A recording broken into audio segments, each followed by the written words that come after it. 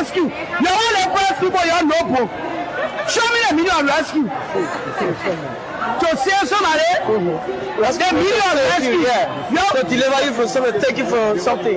So you are the poor people. Rescue me, save. But we the old people. Rescue, the meaning of rescue. That you can't help me while here. That's the same thing. But you can't tell in the water. You can't pour one neck in the water but to kill on more than thing. You know they getting people the pressure.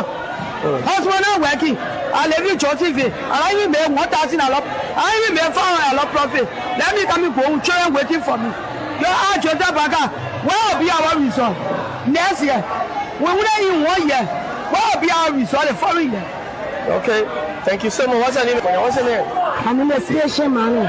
Patience Mane. You selling the market here? Yes. What you selling at here? Yes. But I'm saying anything I get feeling, huh? No market. Can't get some. I go look for Yancy son. You go look for the market, you see so? I see food called the food press.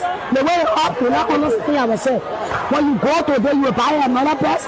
When you come, you buy a different press. So the money I can put it back on my. Also, the money you carry in, to the cold storage. You put it back on my. Very rich. How much for the fish? You buy snapper 14,000. What we used to buy 10,000, 8,000. Buy it 14,000. One cartoon snapper 14,000. So we beg the government. We ask y'all to help us to beg our government. We say you keep to rescue us. But the rescue that you're doing now, we're not understanding it. And when they pull the police on the street, our boyfriend here, they're not bringing nothing to us again. They say they can't rescue us. Why they cause a motor bomber running? They were not doing the one. They are breaking the government. We the poor people, they must find place for us that we want be able to scare our clothes. They got poor people, they got rich people in the town. Some of us, we not got north from the south God. And that business we do, we not understand our children went to school. Our children, when we can't sell the market, we can't make a damn. They say rescue, but we not understand the rescue team. So they were taking them from all of the street for smoking, for drugs and things. But I think you see them now. All of them turn to Zoom. They can stay in the freeze. So the drugs are to you? Rampant now, a more than rampant. Okay. The drugs is rampant. Some of them almost 20% on the street because of Zoom. The zombie drugs? Yeah, the Zoom that they bring in Joseph Baga. Because we are trying to sell our Kush. But now Zoom, when he said I see that we are so sticking at it. So we asking him to please, we the parent of our boys children, we ask him to please help us to make our children to leave Zoom. Because he said he came to change things. And no change, we not understand our land. Police people getting our keke motor back, harder. Police people beating our children on the street. They say they should rise up, they should become go over there, go over that, everything they do. But what people are home king? That just one thing we just getting dropping like that. Tell him, 2020 Napa, tell him, sorry. We're not taking somebody out for fair the country. So we should tell our president to help with the poor people. Selling money, how's the business? You get God a great for you don't let you what take you for. But money ain't in the country now. In process. For now, if I have to tell you that before we're all there. Enough is enough protest appears to be steaming up, while the president and his team appears to be relaxed and living in luxuries. Some Liberians said that's exactly why they're coming out on July 17th. Thousands of Liberians are threatening to take to the streets of Monrovia, all dressed in white, shouting, "Enough is enough." They will not just be protesting for the sake of it. They are demanding real accountability from their leaders and justice for Liberians. At the center of the storm is a political crisis that's gripping the country. Lawmakers were fighting over who should be Speaker of the House. Accusations were flying, corruption multiplying, and the people left in desperation from rescue to excuse, and now it's you too.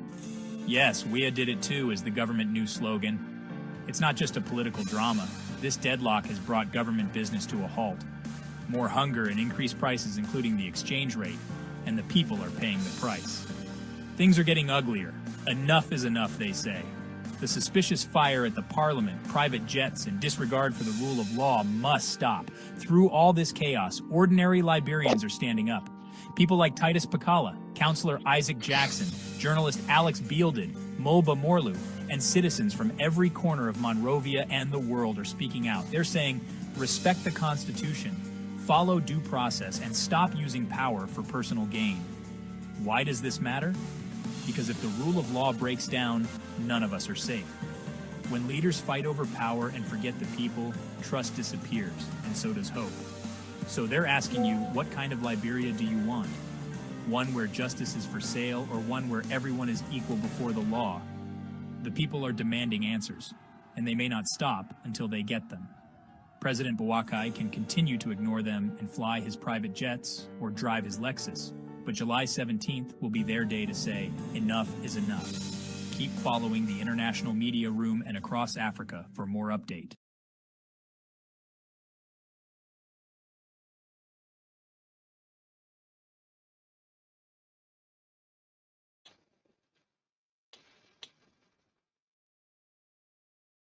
Famous "Enough is Enough" protest appears to be steaming up.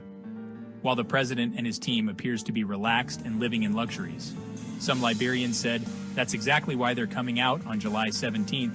Thousands of Liberians are threatening to take to the streets of Monrovia, all dressed in white, shouting, "Enough is enough!" They will not just be protesting for the sake of it. They are demanding real accountability from their leaders and justice for Liberians. At the center of the storm is a political crisis that's gripping the country. Lawmakers were fighting over who should be Speaker of the House. Accusations were flying, corruption multiplying, and the people left in desperation from rescue to excuse, and now it's you too. Yes, WIA did it too is the government new slogan. It's not just a political drama. This deadlock has brought government business to a halt. More hunger and increased prices, including the exchange rate, and the people are paying the price. Things are getting uglier. Enough is enough, they say. The suspicious fire at the parliament, private jets, and disregard for the rule of law must stop. Through all this chaos, ordinary Liberians are standing up. People like Titus Pakala, Councillor Isaac Jackson, journalist Alex Beelded, Mulba Morlu, and citizens from every corner of Monrovia and the world are speaking out. They're saying, respect the Constitution, follow due process, and stop using power for personal gain. Why does this matter? Because if the rule of law breaks down, none of us are safe. When leaders fight over power and forget the people, trust disappears, and so does hope. So they're asking you, what kind of Liberia do you want? One where justice is for sale, or one where everyone is equal before the law? The people are demanding answers, and they may not stop until they get them. President Boakai can continue to ignore them and fly his private jets or drive his Lexus, but July 17th will be their day to say, enough is enough. Keep following the International Media Room and Across Africa for more update.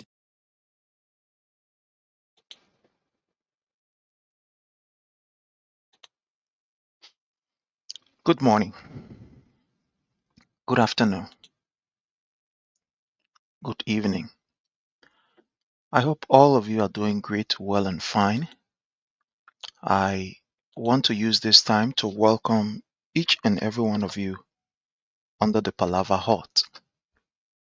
I know this time of the day is pretty unusual for us to be on, but again, unusual events cause for unusual behavior. So do not be surprised. These things will happen going forward. Sometimes you will see us on early, sometimes late, sometimes doing an unprecedented, one will say, or uncomfortable moment. You will see us on.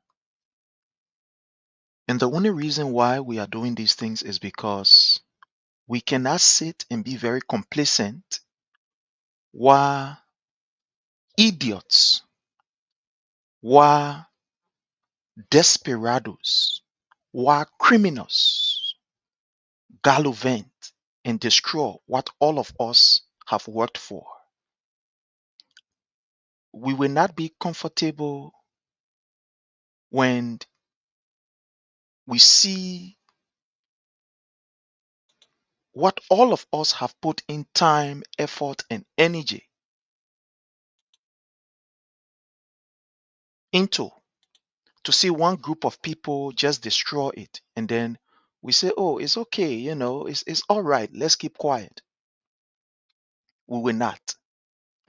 We are sorry to disappoint you. There are some of you who will be very, very disappointed, and you will classify us as hypocrites, as fools, and etc.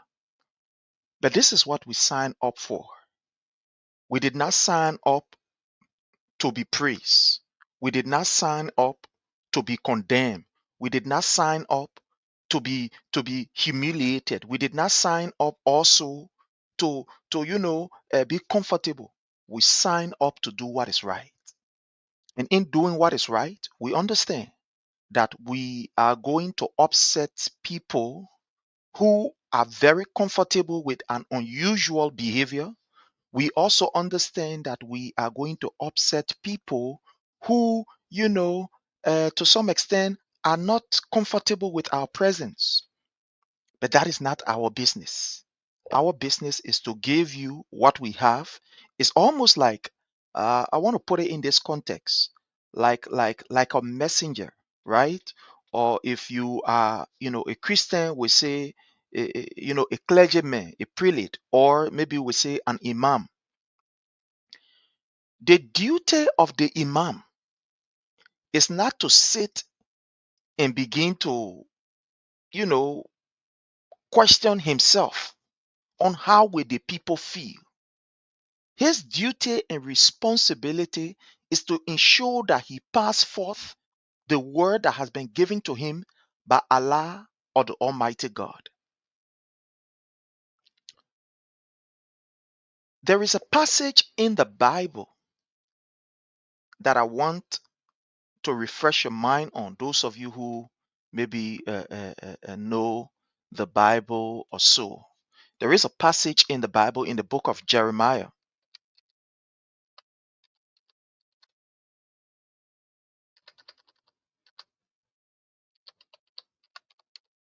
I'm going to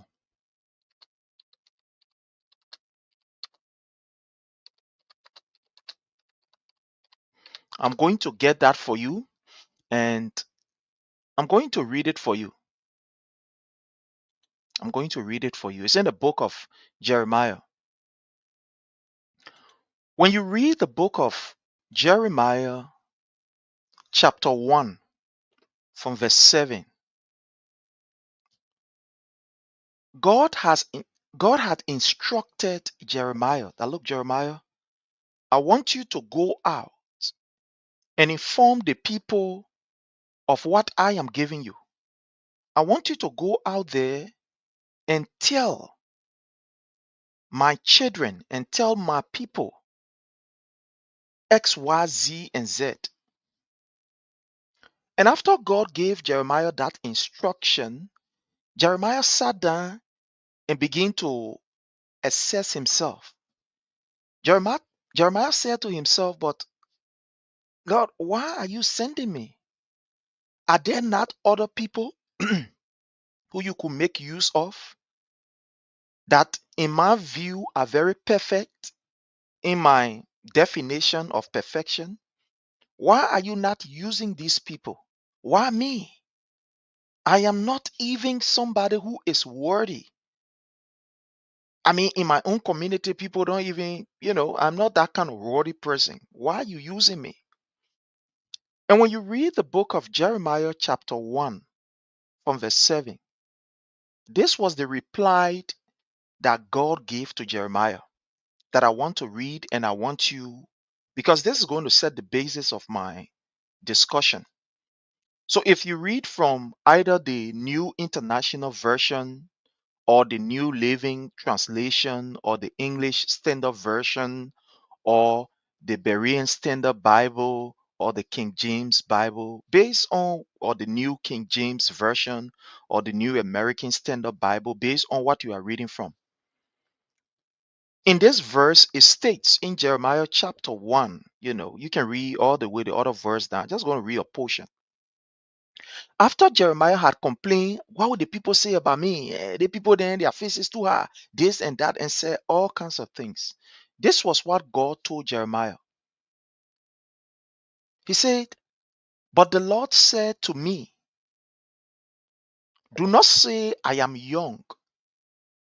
You must go to everyone I send you to and say whatever I command you. It is on this basis that, fellow Liberian, we will continue to do what we are doing, not looking at the faces of other people or looking at the feelings of other people. We are commanded to do this, and that's why we are doing it with passion. You see, when you have the passion to do something, you don't struggle, right? You don't, it doesn't bother you who hear you or won't hear you. That is not your issue. Your issue is just to put forth the words. And we've been giving instruction. The instruction we have been given to be on here is divine. Let me tell you this. We are giving divine instruction by the Almighty for Liberia. So, this thing that we do, we are not your common talk show presenters. No, we are not. We are not just your common political, you know, uh, analysis individual or your political platforms. We are not your gossip platforms. We are giving an instruction by God to do this. And that's why we do it with passion. That's why we do it even when we are tired. There is this strength that comes upon us, reinvigorate us, even if it is 5 or 10 minutes, to come here and expose the evil in society and open the eyes of our people relative to what is happening in Liberia. So we have been commended to do this. We are not doing it because we want relevant, we want for people to know us. No, there's not a popularity context that we on. I'm not on here to be popular. I'm not on here to be liked. I'm not on here to be hate. I'm not on here to, I'm just here to do what God has given me to do. And because in this dispensation, age, and time, God has given me this ability to do it, I will do it to the best of my ability, not even looking for recognition or not even looking for who will say or who will not say. So, on this note, I want to appreciate all of you. I want to thank you.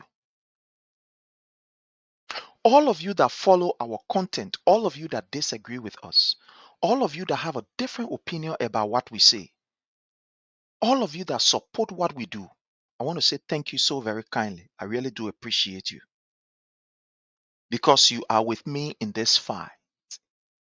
We are winning because you are determined. There are some of you who come on here, people who can even live with you will insult you. There are some of you, you come on here, people who can even eat 3 times a day straight. Don't even have the opportunity to eat correct one time. They will come here and say all kind of stuff to you. But yet, you remain committed to what you are doing. Yet, you support what we are doing. I want to say thank you so much. I really do appreciate you. And because of your support, we are still here. If today is your first day on here, on this platform called Under the Palava Hut, I want to welcome you. I want to appreciate you. And if you are not following our page, most of you may not have the notification whenever we come on live because maybe you are not following our page. I want to appeal to you. We are on Facebook, we are on X, we are on, YouTube. You can follow our pages on any one of these social media handles. And I want to thank all of you, the thousands of you who are following us around the world. I want to thank all of you and I appreciate you. So if you are not following us, kindly hit the follow button, kindly share, and let's have a very wonderful time. I'm going to be giving my view on some issues that are happening. And the first one I will want to start from has to do with the approach of Mr. Boyka in this fight of corruption. Let me say this, and that's my view. I believe that one of the reasons why we as Liberians or Liberia the nation, it is what it is, that we cannot count people that can financially be able to transform their community, that can be able to stand and say, look, I will establish a company to employ 100, 200 Liberians. The reason why our country, in the midst of all of the rich resources that we have, in the midst of all of the, world potential academically built individual that we have, that these people are still seen as liability. They are still seen as potential employees and not, employers. Is because of corruption.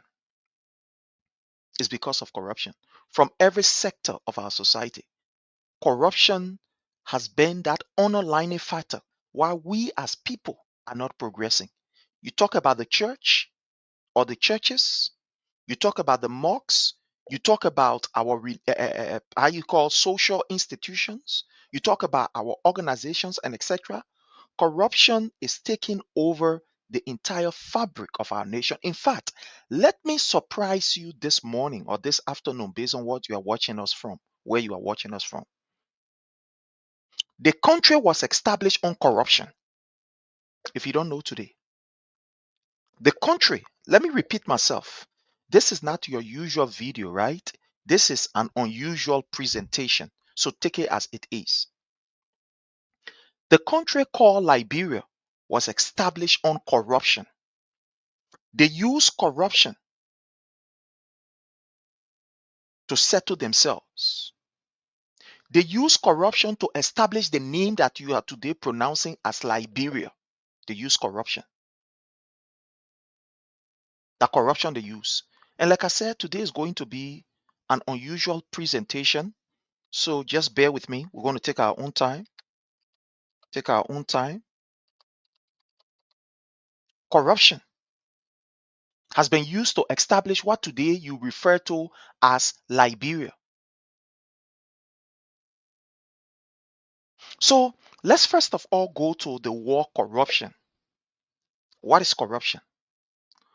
Corruption, simply put, is dishonesty, is fraudulent conduct. That is corruption, right? To just put it in a simple way. Or somebody will say corruption is the process by which you kind of like change the originality of something to another thing to deceive other people. One will say that is the definition. Another person will come and say corruption is a form of dishonesty to deceive people. So based on where you are from, whether be it dishonesty or criminality, and whatever. But like I said from the initial, that the very word you call Liberia was established on corruption. I give you an example. Based on the history that you and I know, we were told that our brothers came from across the waters. And they came with the hope of settling in Africa in order to build a paradise. A paradise that they will be free, that they will have the opportunity to equally interact with other people, void of they being, forced to do something. Right? That's what we're made to understand from our history. Those of us that did service way down the line. We were told that Liberia will be seen as the cradle of the black man's world, right? We were told that the establishment of Liberia was done so that the black man can have a place that he can call home and live free, void of he being told when to wake up, what to get up, but to do this, that, this, and the black and white of it. We were told that Liberia was going to be the home of every black man where freedom will reign, right? We were told that Liberia was going to be a place where black man will interact freely. That was what we're made to understand, and etc. etc. I'm telling you of the originality of corruption. That's what I'm telling you, that is deeply rooted in our system, and I'm giving you just a surface background or analysis of this whole corruption issue. So we were made to understand the reason why it was necessary for this nation called Liberia to be Liberia. That's why we were told. But guess what happened? Do you know that even when they decided to establish this called Liberia, the very man that they met on the ground, I mean, the indigenous, do you know that even the indigenous were denied the opportunity to even be seen equally amongst the people who said, quote unquote, that they were coming to build a society free and that every black man can live freely? Do you know that the black men, the indigenous that were on the ground, they were deceived? Do you know that they were deceived? Do you know that the very people that came in the hope of a better life, in the hope of a home where there will be freedom, where nobody will tell them, or beat on them or do whatever. Do you know that when they came to this particular land that we now refer to as Liberia, they brought a class system that further divided us, that kept the people who they call indigenous on the other side and kept them who they think that they are, so-called elites on the other side? Maybe you may not believe it. Ask yourself, do you know when your ma and your pa, as indigenous boys and girls, when they started voting in Liberia? Do you know the processes and the strings that were attached to the native even voting in Liberia? Do you know? At the time, you must have certain worth of property before you can vote. Do you know when even our mothers, women, they started to vote in Liberia? Do you know when the school called the Louis Arthur Graham School of Law, when it was open to everybody? Do you know when? Do you know when an indigenous were made to be a priest or a pastor or whatever in the Episcopal Church or in the Methodist Church? Do you know that? Go and read your history. So deception and corruption has been from the very foundation of this country. The way the nation was outlined, it was outlined on a corrupt agenda. And to fight this corruption is a holistic approach, it's a collective approach, it's a sincere approach. And there's the reason why when you try to do it in an unsincere manner, we quickly know what you are doing and we can detect and say, no, no, no, this one that you're doing, you're not correct. Because it's in the faces of everybody. So we're talking on this issue of corruption. I see my brothers on the other side blandly celebrating. Yes, the law is the law. This time now, honor Joseph Newman Boyka, no big man, no small man. I wish it was so. But unfortunately, it is not. And I'm about to give you reasons why it is not. So if we say we want to fight corruption, we must do it in a holistic manner, right? We must do it void of targeting certain group of people, right? If we say we want to fight corruption in our traditional Liberian setting or in our African setting, we say,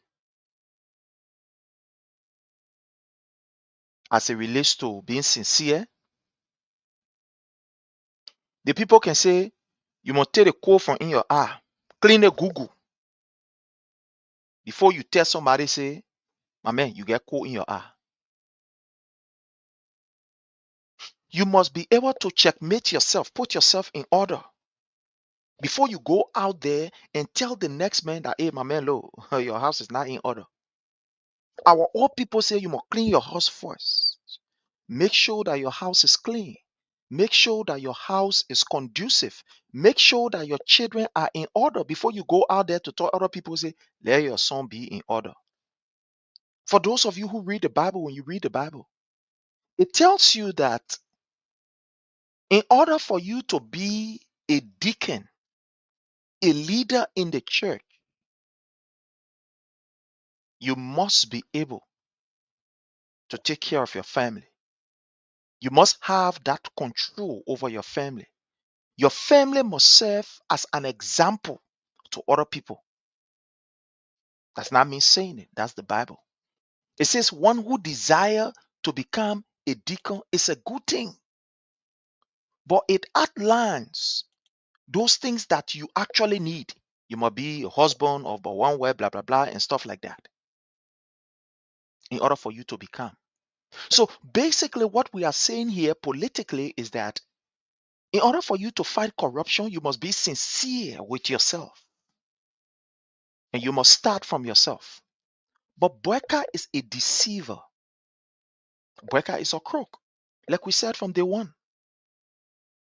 Boyka is a man who will say what he does not mean. Boyka is a man who will tell the word different thing, but will do different thing opposite of what he said. Boyka is a man who will lie to you and tell you that, look, I am here for you. Here is my hand. I'm about to save you. But immediately you stretch out your hands, then he draws his hand back and leave you to drown. Those things that were said about Boyka, or Boyka said to the world and the Liberian people, is it what we are seeing? I will give you an example. Mr. Boyka is fully aware of the level of corruption that have affected our country. Mr. Boyka is fully aware of the behavior of these people that he called ministers, how corrupt they are. And based on that, he said, we were not coming to do business as usual. I don't want you to believe me. I want to play our very first video here. The very first video. I want to play it. And I want you to listen keenly to what Boyka said to the world, to the Liberian people. He said to, his admirers. I want you to listen. And this will set the basis of our discussion. What he said to people of the world when he was asked on an international platform. What did Boyka say to the people of the world or to Liberians? What did he say? I don't want you to believe me, but I want to play it. That's what I like being in the studio, because it gives me an opportunity to be able to get the voices of people, then you and I can easily analyze. Mhm. So I want you to listen to Mr. Boyka's voice, what he said to the people of the world, to the Liberian people. Let's listen.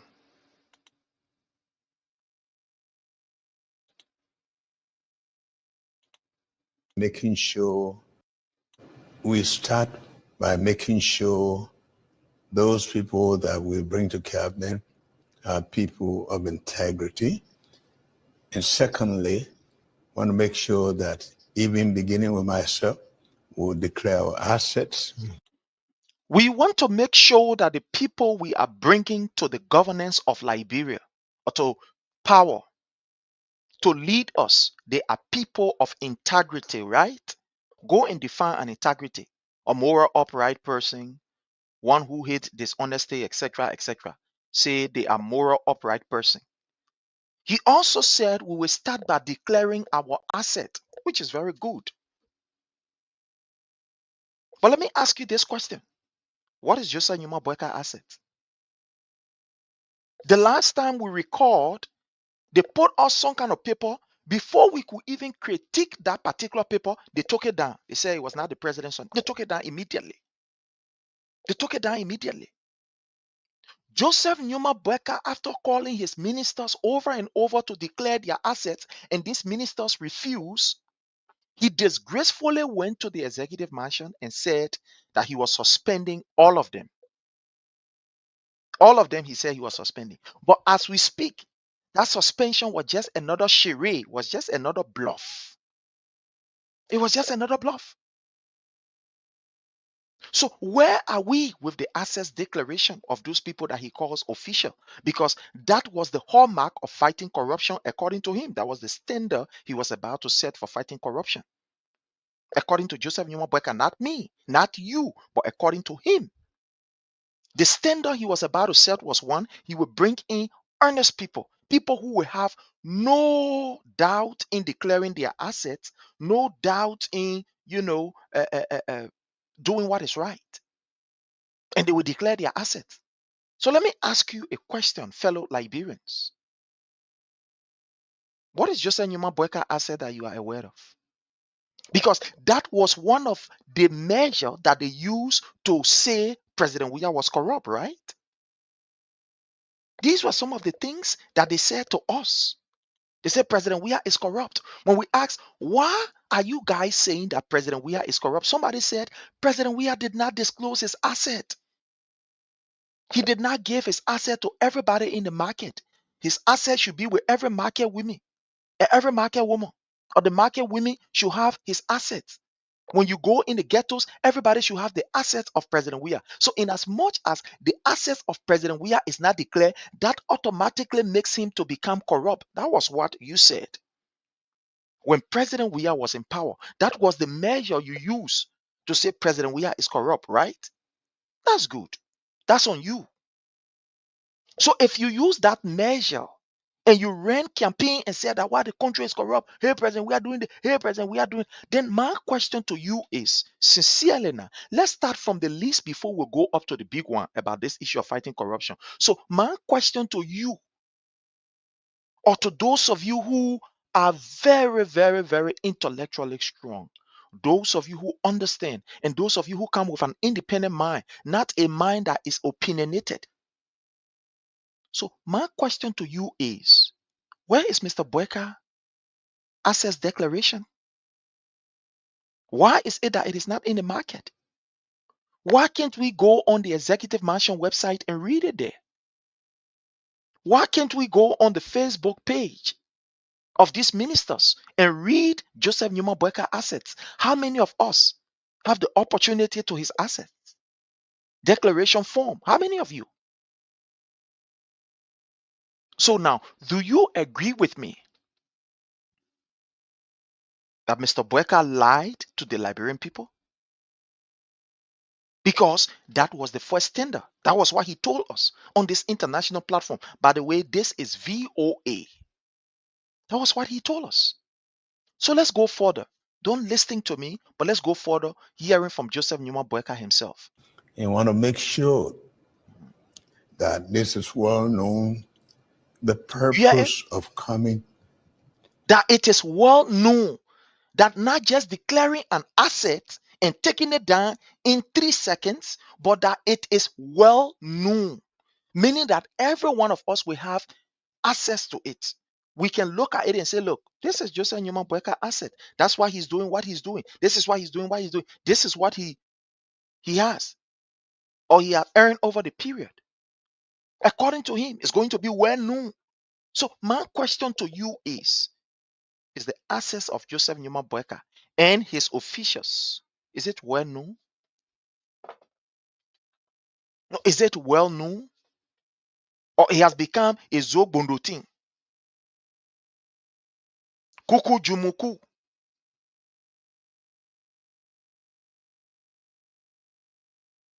I'm a Va Mende man or Mende Va man. I understand other languages. In one of the languages that I love so much, there is a song. It says, Kuku Jumuku, Mwale Muhu, Famia Muhu Ngongo.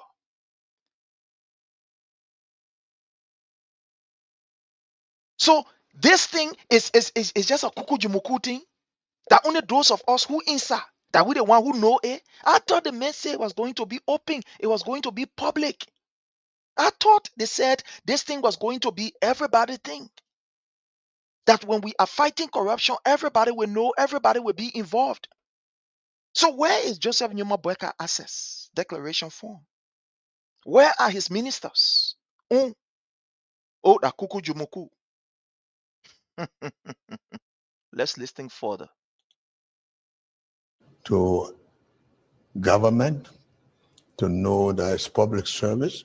Yeah? And if you are not ready to serve the public, you can go elsewhere. Joseph Numa Boyka told us that serving government is for the public. So whatever you do, it must be to the public. It must be open to the public.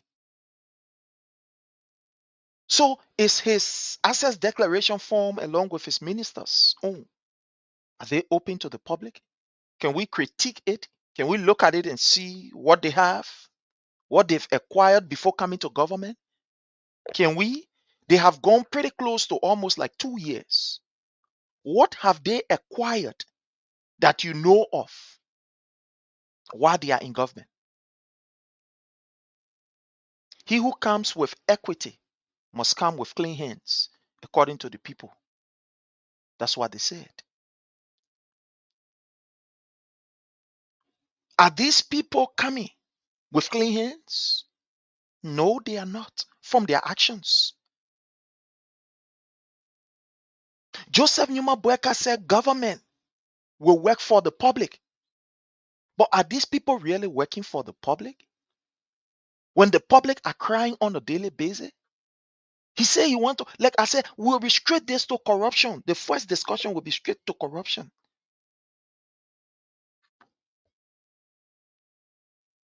I'm sorry, I'm getting a call here. And let me see what is there.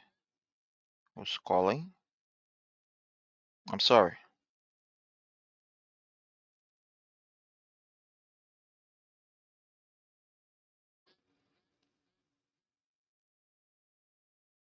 I'm sorry, my people. I'm receiving some kind of call. My phone is not in its best shape, but I don't know. I'm trying to get to the place the call is coming from. I can't even get the stuff because my phone is not okay. Anyway, maybe the person will call back. I'm sorry. So, is the public aware of what Joseph Numa Boyka and his people are doing? Well, let's go ahead. Let's listen. But we want to make sure that we start on a clear note that the people of our country stood on line, they protected the votes, not to bring a team again that will do the same thing that the other people are doing or worse. You hear it? And yeah. According to Mr. Boyka, the public stood online and they voted for him. They voted for this government, according to him, even though we know how the game was played. But according to him, the people stood on the line and they voted for this government so that they can come and do it differently, not the same way it was done yesterday. You ask me about fighting corruption under President Weah regime, I say yes. President Weah even went as far as persecuting people for corruption. They went to court. They went to court under President Weah regime. Yes. There were people who were suspended and they were taken to court. There were people who went to court on the issue of corruption. There was investigation that was conducted and these people were forwarded to court on the issue of corruption. I'll give you an example. Maybe this one will be something that you will easily remember. From the passport division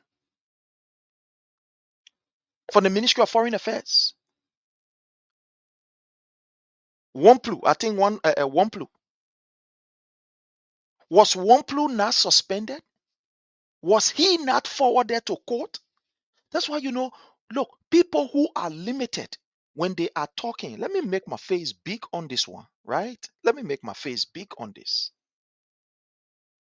So people who are limited when they are talking, some of us, I always tell people, I'm somebody who, when you know me, you will get to know that, Prince, I don't really talk much on things. I'm a very, very, very strategic talker. When I talk, it's because I want to get something across. So you're talking, I make sure I get one word and I put it across.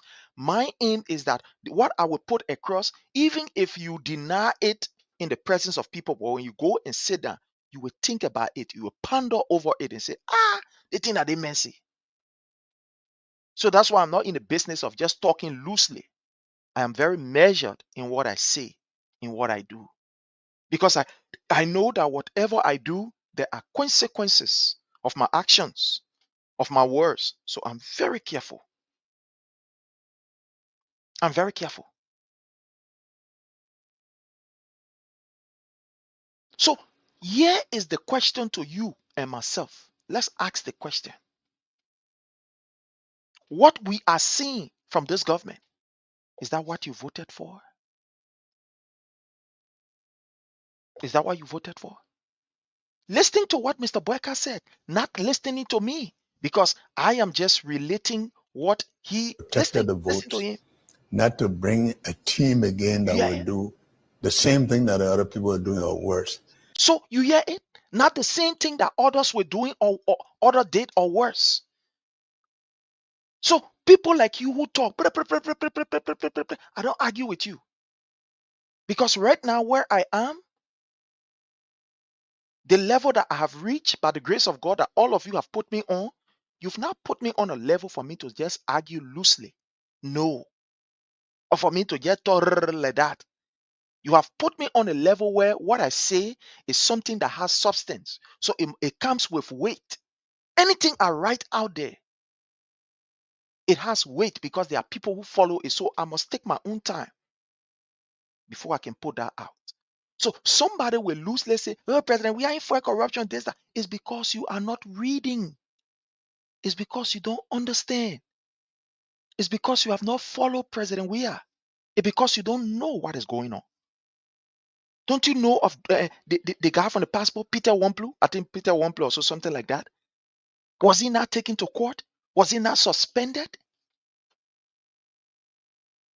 Let's look at the housing authority. I think it was Dwana Sion or so. Were they not suspended? Were these people not even taken to court? So when people talking, waiting President, we are doing it, yeah, look at you and laugh. There were people who were taken to court under the regime of President Weah. Investigation were conducted. For example, look at how you call LWSC, Liberia Water and Sewage Corporation. Were people not taken to court under the regime of President Weah? But you sit because you are limited or because you have only placed yourself in the basket to believe that whatever this old man do because of his age is right. And whatever President Weah did was wrong. So you don't see beyond. But for some of us, we are realistic in what we do, in our approaches around here. So yes, President Weah fought corruption. He took people to court who were working in his government. They went to court. I give you an example again. Look at how you call the issue of the census with one of our Smith, with one of our brother Smith.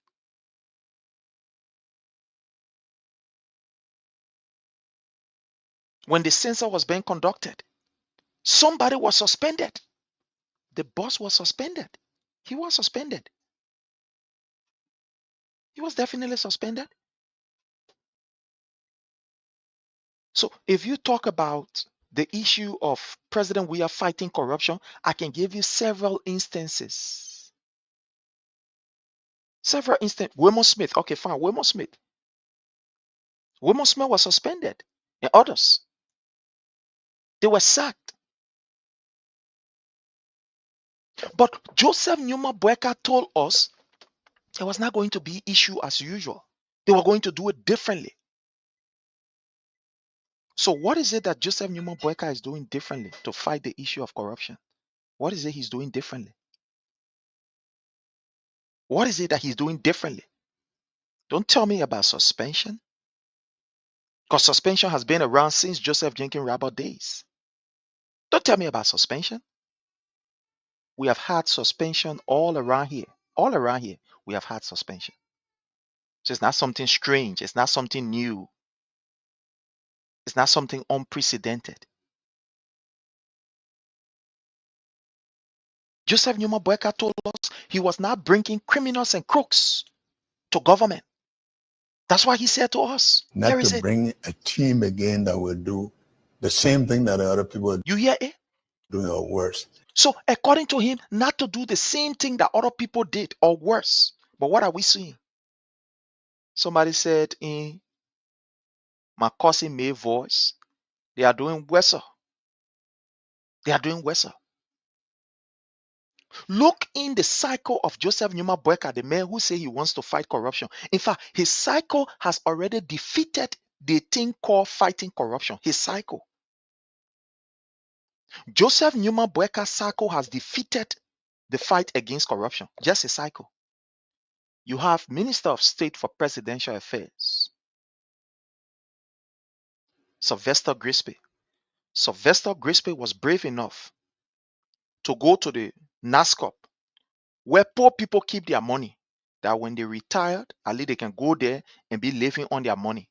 Here we say social security benefits. Sylvester Grisby was brave enough to collect almost 600,000 from these people in the name of buying car. Where are the cars?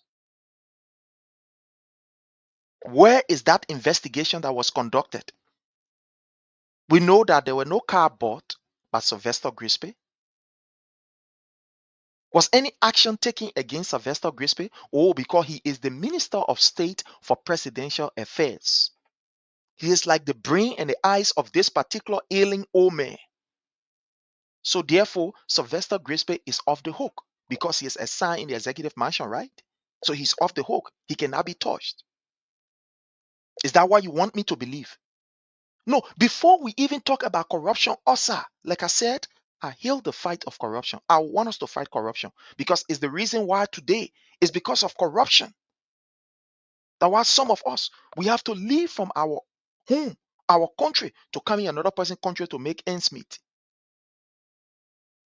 Because if it is not because of corruption, I would be in Liberia and probably working for up to $5,000 or $6,000 a month. But because of the same corruption, I am forced to flee my home and come to another person's home to come and get what I'm supposed to get, to go home and make my home better so that I can relax there. So the cycle of Mr. Boyka alone has defeated the cause of fighting corruption. Like I said to you, Sylvester Grisby, 600,000 no car money. Where are we on that? No, let's leave Mr. Grisby out of the place. I am looking first of all at the executive mansion in the office of Joseph Numa Boyka that the people are looking out for. I'm coming outside yet. That the place we're taking our own time to look at. So let us look at Madam Sarah Beslo Nyanti, the executive mansion. These people collected money from innocent and poor Liberian students in the name of the Kamige Scholarship. Bear with me, let me bring something here very quickly for you.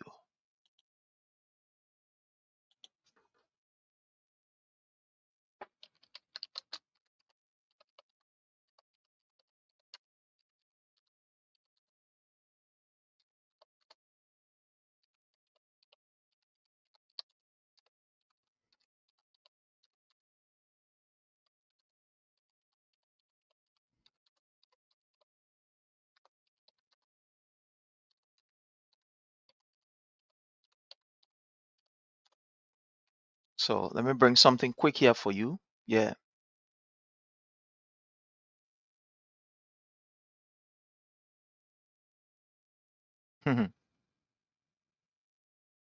Yeah. Come in.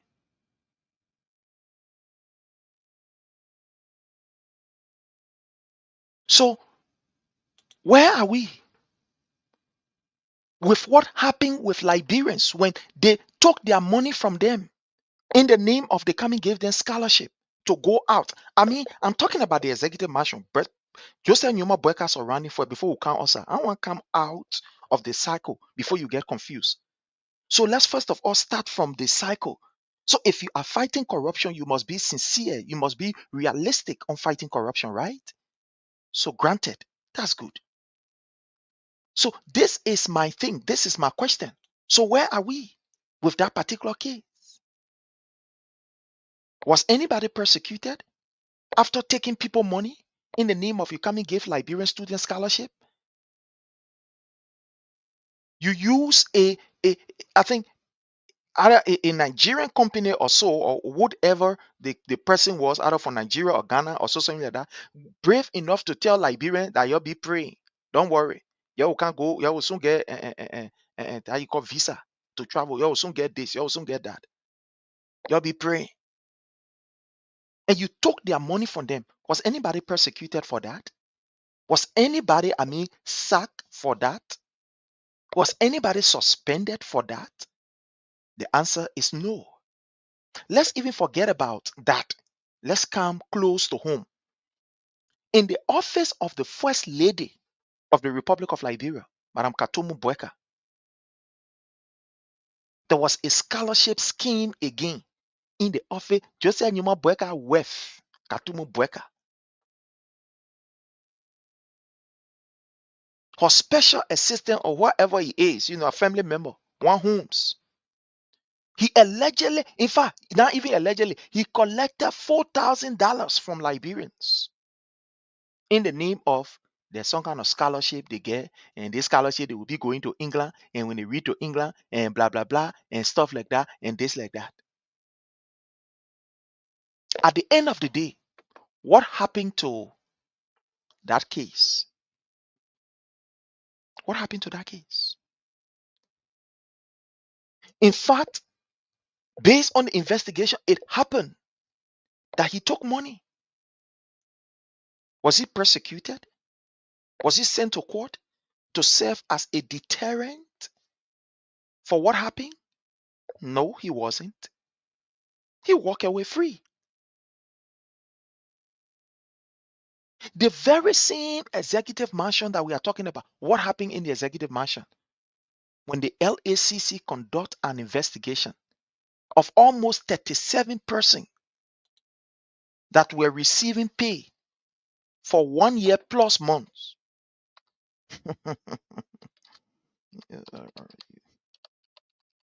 And at the end of the day,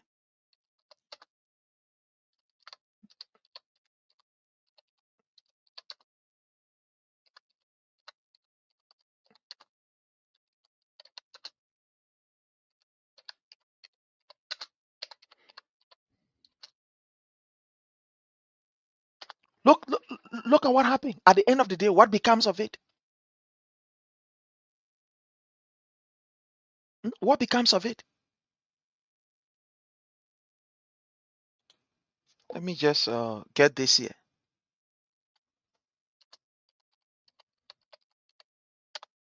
What becomes of it? You and I, we are yet to see any action on the part of Mr. Bweka. Any action. We haven't seen any action from Mr. Bweka to fight corruption. But you want us to believe that, yeah, the government is fighting corruption. Jose Nyuma Bweka fighting corruption.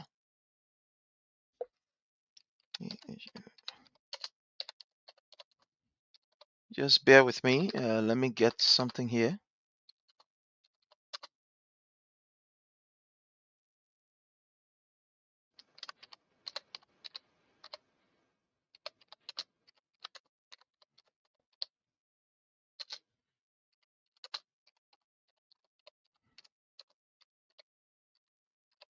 Yeah, I want to get something here quick. Yeah. So what became of it? All of us know of that report. All of us know of the report that was conducted by LACC of ghost names that was at the Ministry of State for Presidential Affairs. So what became of those names? Where Liberians almost lost, in fact, not even almost lost, they lost $500 plus $1,000 What happened to it?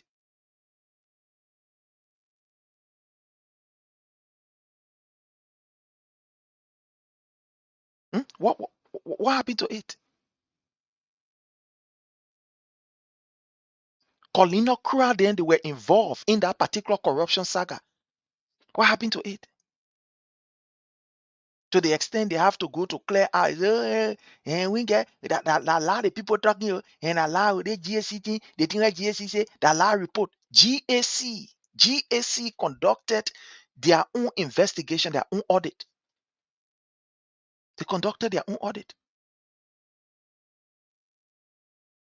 According to the GSC audit that was conducted, the government of Liberia or the Minister of State or the Ministry of State, whatever you will call it, whatever nomenclature you will choose to use at this particular time, the GSC audit reports that the auditors that went there and conducted their audit, the ministry had failed to present 74 newly hired supplementary staff for physical verification. Remember that it was this same physical verification they were sacking people around here for. How you call himself, this guy, Josiah Joker. They said they get book. When you can't, you rear your knee, then see you, they sack you. But I am surprised that today at the Ministry of State for Presidential Affairs, in Joseph Newman Boyka office, I told you, I said the corruption we're talking about, we're not start from all the way up the hill. Let's start from down. Let's start from Joseph Newman Boyka Sako and adequately discuss it before we go outside. Then you will know that Boyka is an unserious old man, a vindictive old man that only, doing this thing to target people, the opposition black. And I have no regret of saying it because all of what I am saying, you are listening to me, right? And we are having a very good discussion. We are not shouting over each other's heads. We are not confusing ourselves. We are having this very, very fun discussion. So 74 people, according to Sylvester Grisby and Colin Okra, these people said they were able to hire 74 people, or 74 people were placed on the supplementary listing. Only for the GAC to conduct her own audit. We go find out, bam. The people then who they say they put on the payroll, the 74 people, they could not see one person. One person could not be seen. According to the GAC, that the Ministry of State, they even breached the regulation.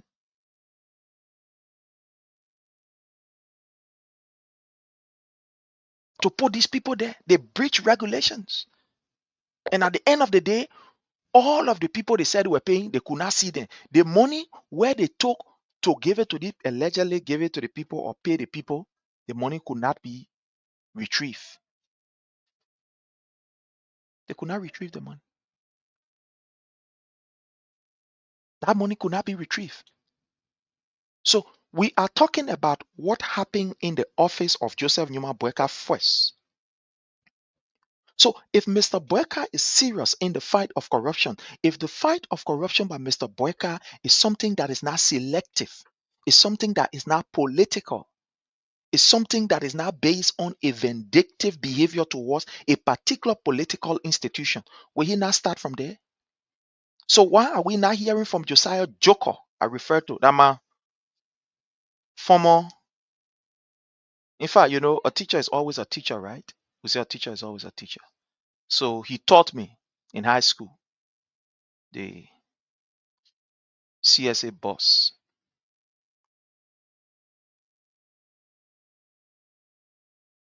So I want to say thanks to him for that. But that does not mean that I will hide my words or I will sugarcoat my words. So why is Josiah Joker, who I refer to as a joker, why is it that he's not flagging out this issue? We saw at the Ministry of State where Joseph Newman Boyka presides. Where he presides. No, so those of you who say, they didn't, you're talking all that nonsense. At the end of the day, what happened there? Because Joseph Newman Boyka told us that they've come to do not business as usual. That's what Joseph Newman Boyka said. Salome Weeks, how are you? Ephraim, you are welcome. Peter Dolo, I want to appreciate your presence. Elijah P. Sherman, how are you? Francis Morris Doe, you are welcome. Vavi, thank you so much for your presence. Edward Colley, I want to say you are also welcome.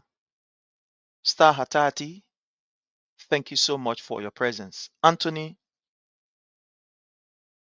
Wampie, thank you so much for joining us. Evangelist Zize Galaduo, you are welcome. Common citizen, I appreciate your presence here. My own brother, Williams A. Daves, you are highly welcome. Thank you for joining us. I appreciate all of you. Dukle, thank you for joining us. Bishop, we appreciate you. Ma Martha's son, how are you? Thank you for your presence here. I do appreciate all of you. And those of you who are joining us even on the YouTube channel, I want to appreciate you. So, what becomes of the 74 names, ghost names, according to the GSE, after they conducted that audit? Did Joseph Newman Boyka forwarded those audit report to the court and said, look, these people have to go to court? No, he did not. He did not. He did not. So we're talking about fighting corruption, right? I agree. All of us must fight corruption, but we must be able to point out deception when we see one. We are not blind loyalists. We are not people who are blinded by age or somebody will say whatever. Thank God that what we do, we are not being paid from somebody's pockets. I appreciate all of you who come on to watch. There are times people voluntarily, willingly send out aid, help to us. Because I can tell you, I always saying this. I'm not saying it to complain, but I'm saying this to appreciate the very few people who always helping out. Sometimes I will look on my cash app and I see somebody send me like $5, $6. I'll be so excited. And sometimes people say, no, you don't have to call our name. This is our own contribution to what you do. This program that I'm using, let me tell you something. I pay for it. The software that I'm using, I pay for it. To sustain what I'm doing, every month, I spend nothing less than $275 every month, in addition to other stuff. Because the software that I'm using, I got to pay for it. I pay, this not free software that I'm using. And because of what I do, there are times people intentionally will send viruses. They'll send message because of the kind of thing that I'm engaged in. You know, I'm one person who don't really like to overlook messages. So when I see a message, sometimes I want to open it because you can never tell. I want to open it to see what is going on. And sometimes people can intentionally send, a virus when I go open it. But the good thing is I have a very good antivirus. And I want to say kudos to Pape Flomo who got our back. With Pape Flomo on my side, I don't worry about somebody hacking. In fact, just 2 days ago, somebody tried hacking my stuff. Facebook sent me a notification. I am all the way on the East Coast here. I'm all the way on the East Coast. Specifically, I'm in Maryland. Somebody from how you call the place, North Dakota, was trying to hack my account, trying to open it. So Facebook sent me the notification. If you saw, some of you observed that these few days, almost like 1 to 3 days, I was off. So Facebook sent me a notification. Whether I was using this device, it sent a specific what I was using this device to open, my Facebook page in North Dakota. So I'm like, I can't tell when last I went to North Dakota, especially of recent. So I have to go through a whole new process. And the good thing is that I have more than 3 ways to verify my stuff.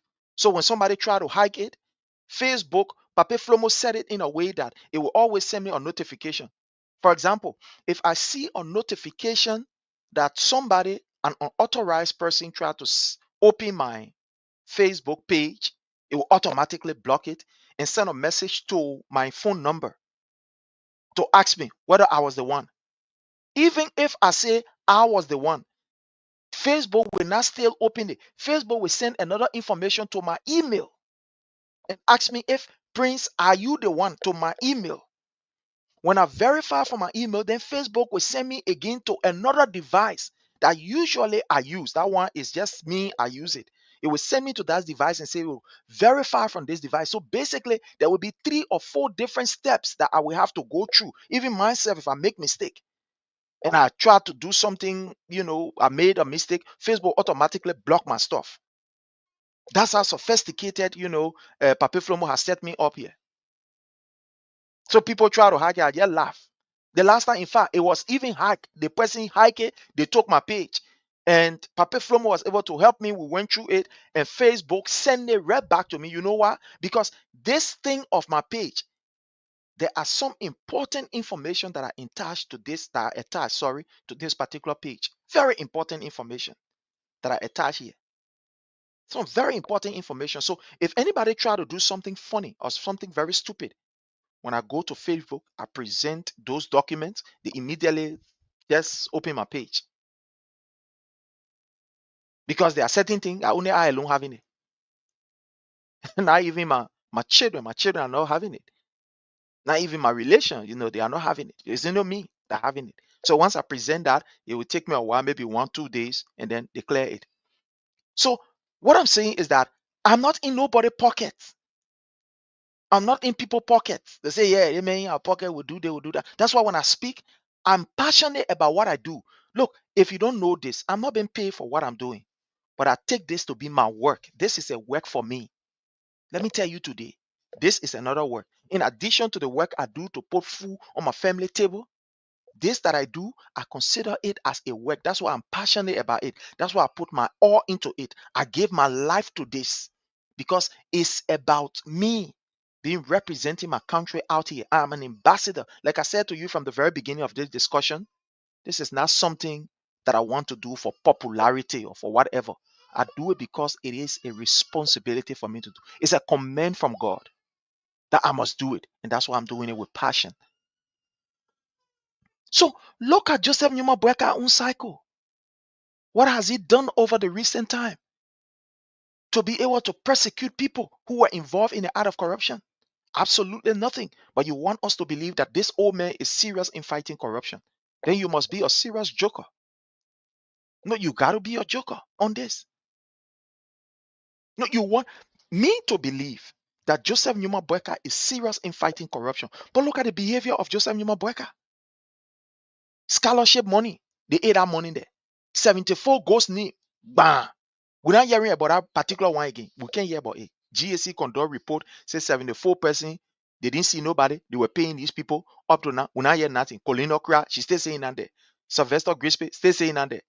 After eating the people money from NASCOR, he's still sitting there. No action has been done.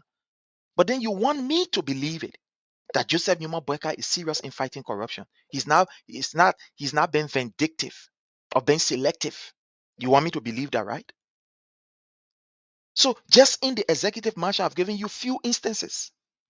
Right in the executive mansion, the political advisor to Joseph Numa Boyka lied to the Liberian people. It's another form of corruption and said that 280 something buses were coming. Let me just go to the video. I'll play the video. What buses were coming from Ghana? Was there any statement from the Ministry of State for Presidential Affairs telling the Liberian people about X, Y, and Z? That the buses were not coming because of this, because of that? It's another form of corruption. Let me play this video. I don't want you to believe. Let me play you a video here. Let me see. I want to play you a video here. Let me play you a video here.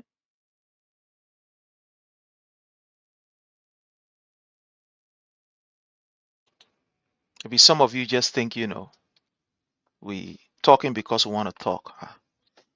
Let me see.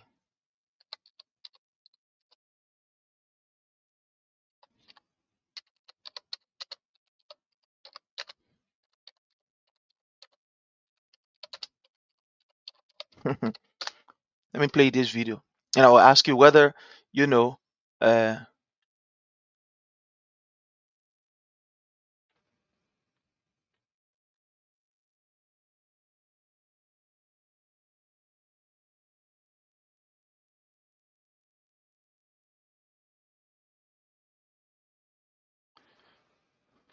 sorry, trying to look for this video.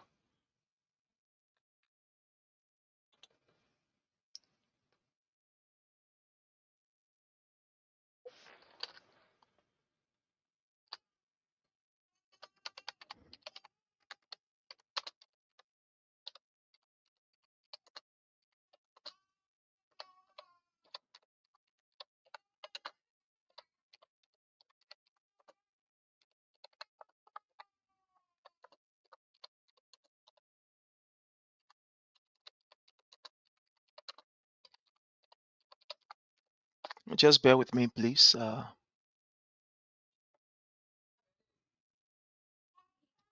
Just bear with me. Let me bring you this. Okay, so the Minister of State. So the Minister of State the advisor, Mandela Cooper, announced that there were some 200 plus buses that were coming from Ghana to Liberia and will be used. Ask yourself the question, where are those buses? But fellow Liberian, I'm going to play you something here and then I will be back. I will be back to continue. I have to attend to something very, very, very important here. And then I will be back. I will be back to further explain to you. So just bear with me while we try to get you where we are supposed to get you. And then we'll be good. So let me play you something here while I am going to be away. There is something I'm going to play here. While I'm away, I'm going to play you something. And I'm going to play you something while I'm away. And then there is an emergency that I need to attend to quickly. But I'm going to bring you this while this is playing. Then we will be able to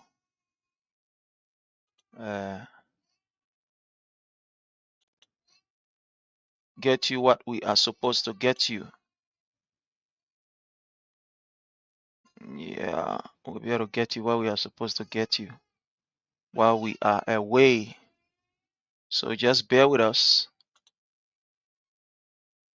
while we try to get you this.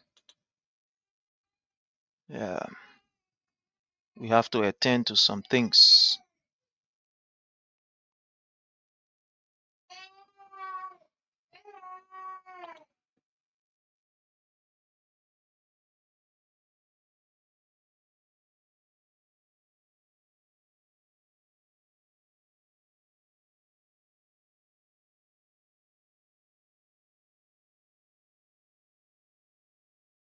So like I said, just bear with us. I want to bring you something while I attend to what I'm supposed to attend to. And then we will be back to give you what we are supposed to give you. So just bear with us while we take what we'll be taking. I'm in search of it. Okay, fine.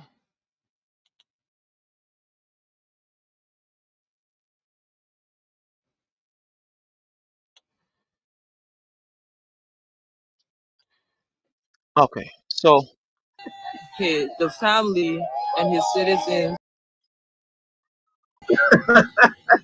let me bring you this while we support. Because you can see the kind of welcome how you will be entering the area like this. And people waiting for the go greet you. When you pop out there because they get it Earlier not green. on, we had the superintendent and But let my other guy already so. tomorrow, Eh? and we have okay. Uh-huh. His Excellency Ambassador George So Manuia. let's go on And of here. course, the management of King's Clark, wherever it is, all of us here, we wish you and your darling wife happy anniversary being together. You are a true lesson for many of us young people growing up. We will try to emulate your good example. Enjoy yourself. And Clara Maria is one of my students. So she's in class enjoying her anniversary, and which is very fantastic. And I would say thanks so much to all of you for your support you have given this institution. May God continue to guard and protect you and your darling husband as you people continue to hurt this country. And I would think for sure with God, all things are possible for you guys. And the sky will be your limit. You will live to see your children. God will bless you because the prayers are too much for you people. Because everyone else, the prayers too much for you people. They will live long. Because everyone else, they're not even thinking about their own life, like your life they're thinking about. They're praying for you. That's how God can do it. Yeah. So let me say happy anniversary to you people. And we've got all things are possible. So let us show you now. Okay, let us show our woman. Let us show you, Papa. Yeah, Papa, come here. They say Joseph Waga come here. Well, you do it fast. We got So 22 courtesy minutes. of Kings I don't want to FM, go right? anywhere far. and Courtesy this of Kings interact. FM. I now I think that the Grand Chile, that they bridge here when you pass and then you enter in Grand Chile. entering That's a problem, right? So they say, President nobody Obama yell. and So the first phase of our discussion, fellow Liberians, today will be looking at the level of corruption that has been done right in Joseph Numa Boyka's cycle, not out of his cycle. Because if you want to fight corruption, like I said, the people can say charity starts at home and ends where? Abroad, right? That's what our people can say. Charity starts at home and ends abroad. So if Joseph Numa Boyka is indeed sincere and serious about the fight of corruption, where do you expect him to start fighting corruption? It's right in his cycle because these people can easily be identified. These people can easily be handled. It's not something that you say, well, you got to look for, you got to subpoena the other record, subpoena that other record. No subpoena business inside. So if right in Joseph Newman's cycle, if he is not even competent, has the balls, the tenacity, the fortitude to be able to expose and fight corruption, then what is he doing out there? What is he doing out there? If this 80 plus years old president is sincere in making Liberia a better place, you know what? He will not look at faces in fighting corruption. Because Joseph Joma Boyka, where he is, as per his age, he's not somebody who looking for people to like him. He's not somebody who looking for people to hate him. He's not somebody who looking and say, yeah, they may give me food to eat, or they may not give me food to eat.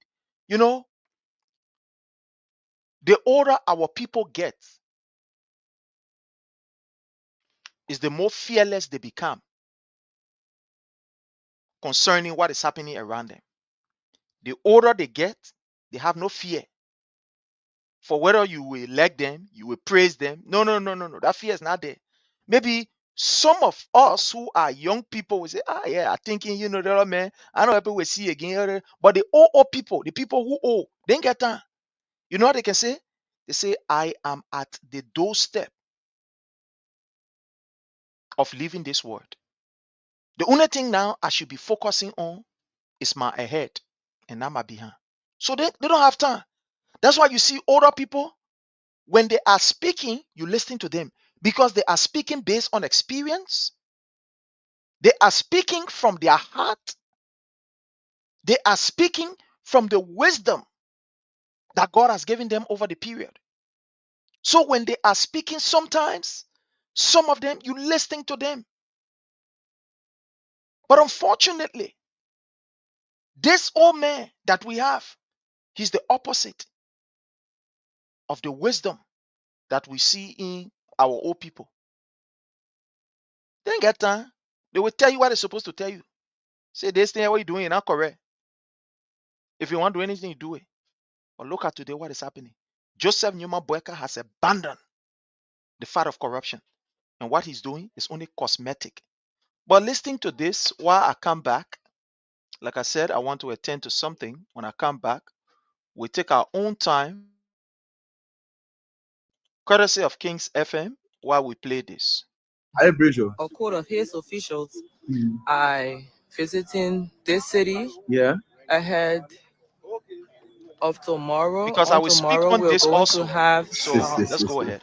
Why are you doing simple people about reburial Yeah, let's leave that thing. immigration Let's go service. from okay, very. Let's start right here. And the people that came to town welcome Jesus for God and yes. People here, we have Unity Party. Television online. Yeah. We Show have the Unity people. Party.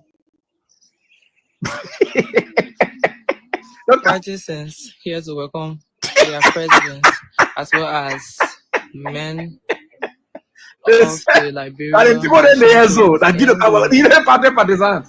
We imagine they even carry off that Unity Party partisans that give the record Jesus for God. And then yes, so. You see some of the problem we can be talking about. We're all the noise your court. The people that they so.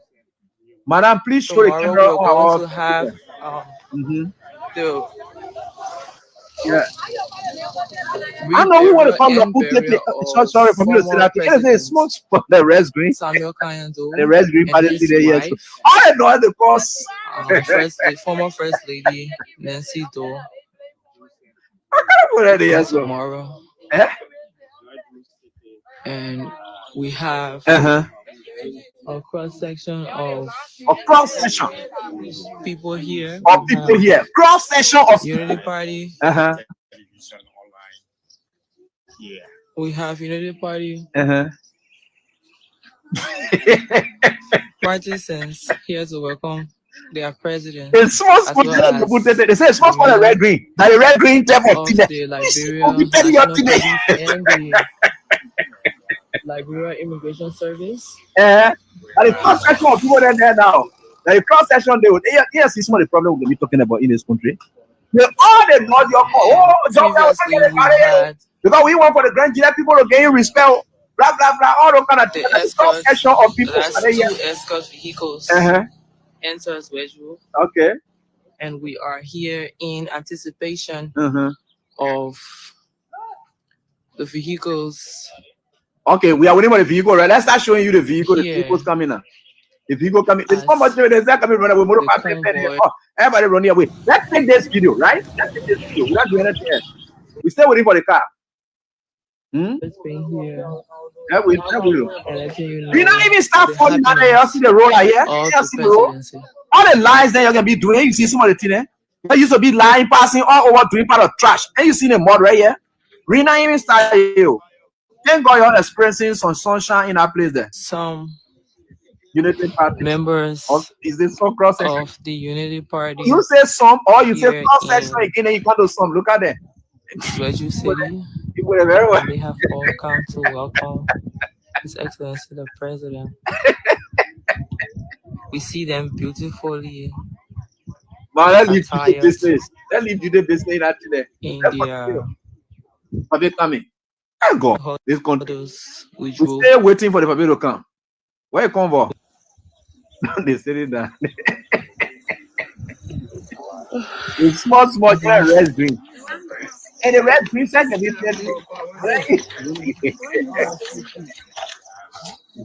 the camera looking for grass and all the way the normal planting. The camera looking for green grass and all the way the slow planting. No, she want to do camera trick. So that when she flush on the green grass, and plenty of people will come for that, and you see they say, what is the whole camera trick? Not waiting. So as a result, the camera trick. Why are you Anna? You better come here again? Ah, why here? When the Papa coming? Friends, relatives, and well-wishers are all assembled at the sport, paying final respect to the former president of the Republic of Liberia, Master Sergeant Samuel Kayando, and his wife. They cannot even stop him to greet his partisan. They are expected to be here tomorrow, and His Excellency the President will be there making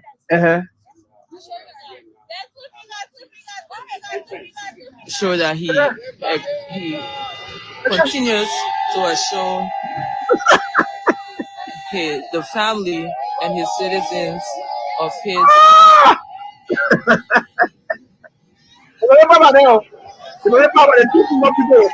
support. Because you can see the kind of welcome how you will be entering the area like this, and people were in front of go greet you when you pop out there because they get it from green. We had the superintendent and citizens of Grenada officially welcome His Excellency the President of Grenada County at the border between Nimba and Grenada. And this is just a coverage of His Excellency's entry into the city, the capital city of Grenada County, Dweju City. We hear you. As momentum built with the whole session of the momentum is building. Funeral rites of the former president. Look at the cars. And his wife, the former first lady. See the cars. See the cars. You see that? You see? What you see there? You see this country? That it is great he was looking for instance. So if we have gone to this place, what can happen to your president? They see when we have this Gracie and Jeremiah for him. And yes, folks, I kid you not. That the same thing.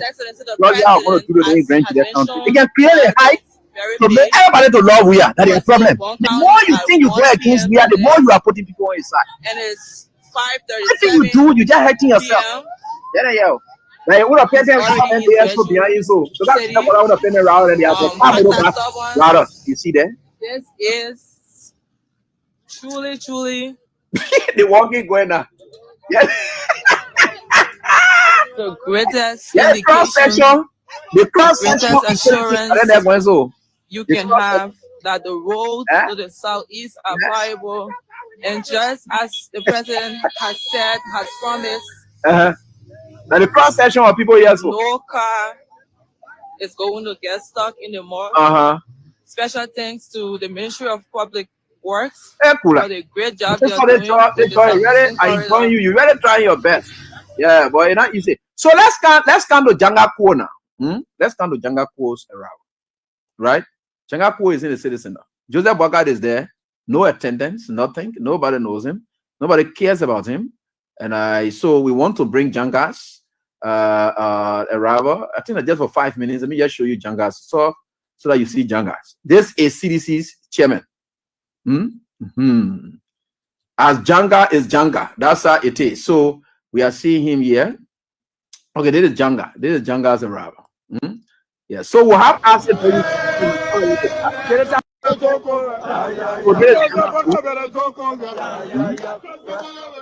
Janga Kuo has cross session. Cross session you get non-session. Cross the cross, but it's not a short. You know, you cannot cancel it. Welcome for the line. Chairman. Janga Kuo. Janga Kuo's arrival in the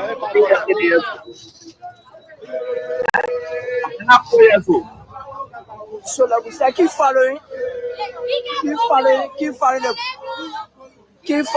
broadcast. You see some of the issues as we get it happening, as the party have come to pay the tribute. So what? Unfortunately, the Senate Bearer George Manor, we should have been here to pay his tribute. The party is further represented, you know. And the CDC fire so. Janga Kuo, president. So If not the vote, the package you up. From It's a 2005 up to now, we have seen history of John. They vote many a times. So the sedition, they are all here. They are battle within the numbers. Sedition, they are battle within the numbers. To welcome the chairman, Kante. So you see, all walks of life, the momentum begin to grow. Momentum begin to grow. As we know, tomorrow will be a pay the tribute to Jackie of Houston. They are saying sedition, they are all in the numbers.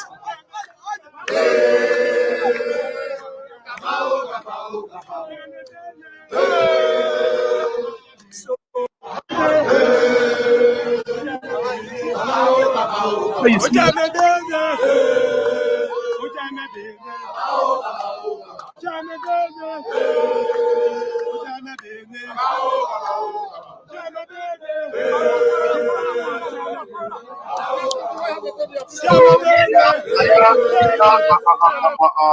thank you so much, and Anthony Janga Augustus. Cool. Thank you and your team for showing up there, which of course is very much good. Today, we come now to something very important, and I just thought to buy in some time with Anthony Isaac W. Jackson, who has just joined us, so that we can talk about events of today. I will talk a lot of things, but today let me just give the floor out to Isaac Jackson, who followed activities back home. And remember, he had quoted one of the great warriors of age of old, Winston Churchill, against Adolf Hitler.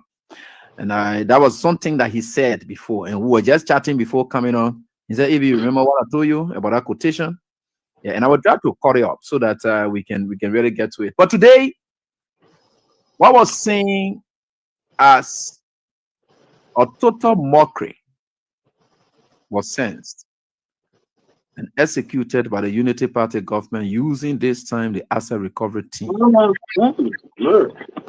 And for the fact, these people are very terrible. From our understanding, they bundle up these people today, they carry them to court where there's no judge. And when they did not see the judge there, they say we'll carry them straight to South Beach. They decided their own thing. When the judge got to know, and said, no, these people, we can release them on their own recognizance.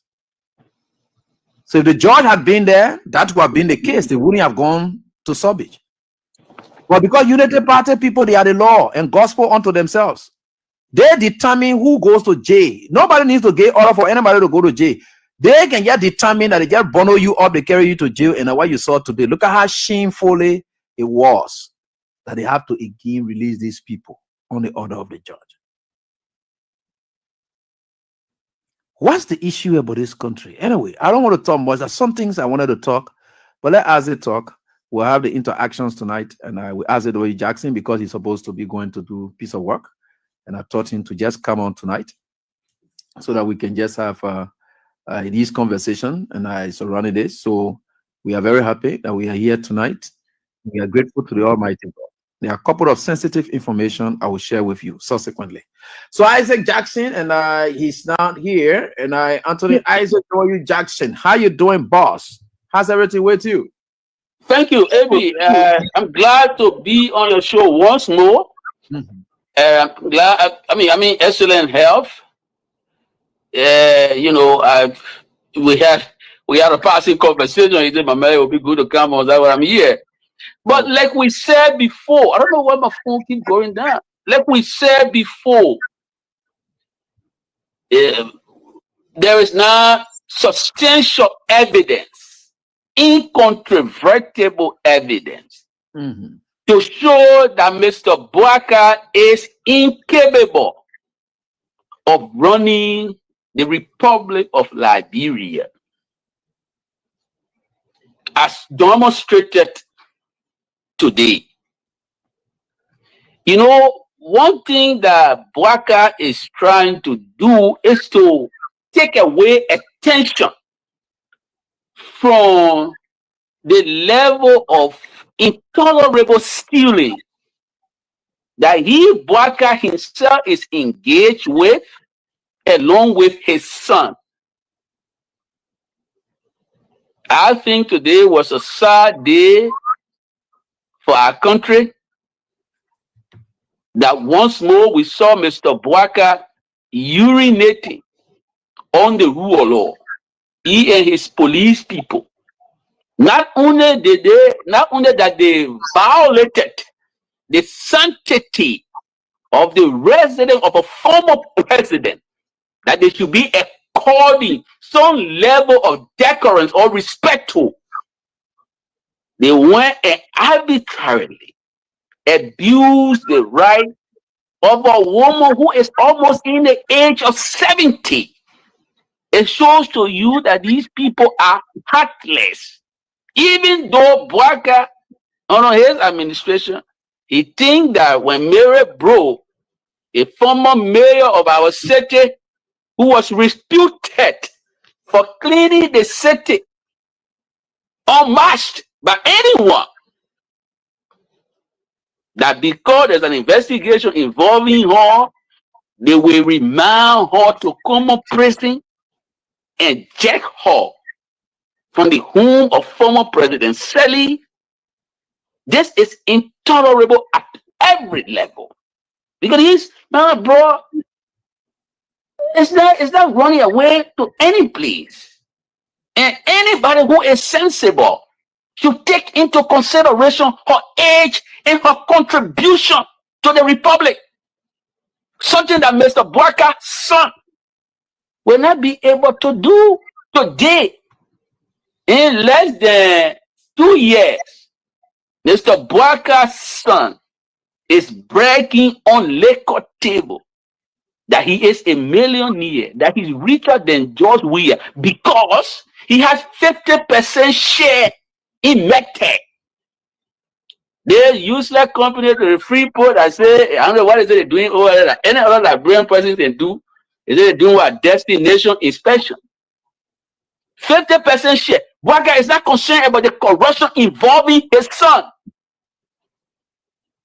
He is committed to carrying out naked political vendetta and vengeance against people who did not support his bid for the presidency. And he wrapping all of these around claim of corruption. In Bouaka's own government, all of those who are being accused of corruption, have Bouaka put any of them in jail? No. All he has been able to do is to just suspend people. In fact, the latest was with what? The guy from LTA, right? Kamara. He just suspended Kamara. Even though there was public evidence. Isaac. Yeah. The issue about the latest is his state-owned enterprises guys are the guys, and the guy from Lacra. And right. So from Lacra, the unfortunate thing about the guy from Lacra, or the irony about it, is this man whom he just suspended, he awarded and honored this man recently as the best performing agency person. Despite all the allegations of corruption were hanging on the man, he just for honoring the man. Then later on, he suspends the man. But that is what we're telling the people, that somebody in that age range of Mr. Bouaka is either demented or suffering from dementia.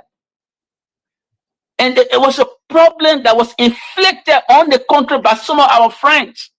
I got a friend, he's a deputy minister of finance. The other time when they orchestrated the coup against Kofa and unlawfully removed Kofa, he wrote a Facebook post and said Unity Party was the only rooster in Liberia. And I said, Unity Party the only rooster because they can pay bribe to remove speaker? When our laws are against the payment of bribe, Unity Party is the only rooster, so they're crowing over Mary Bro now.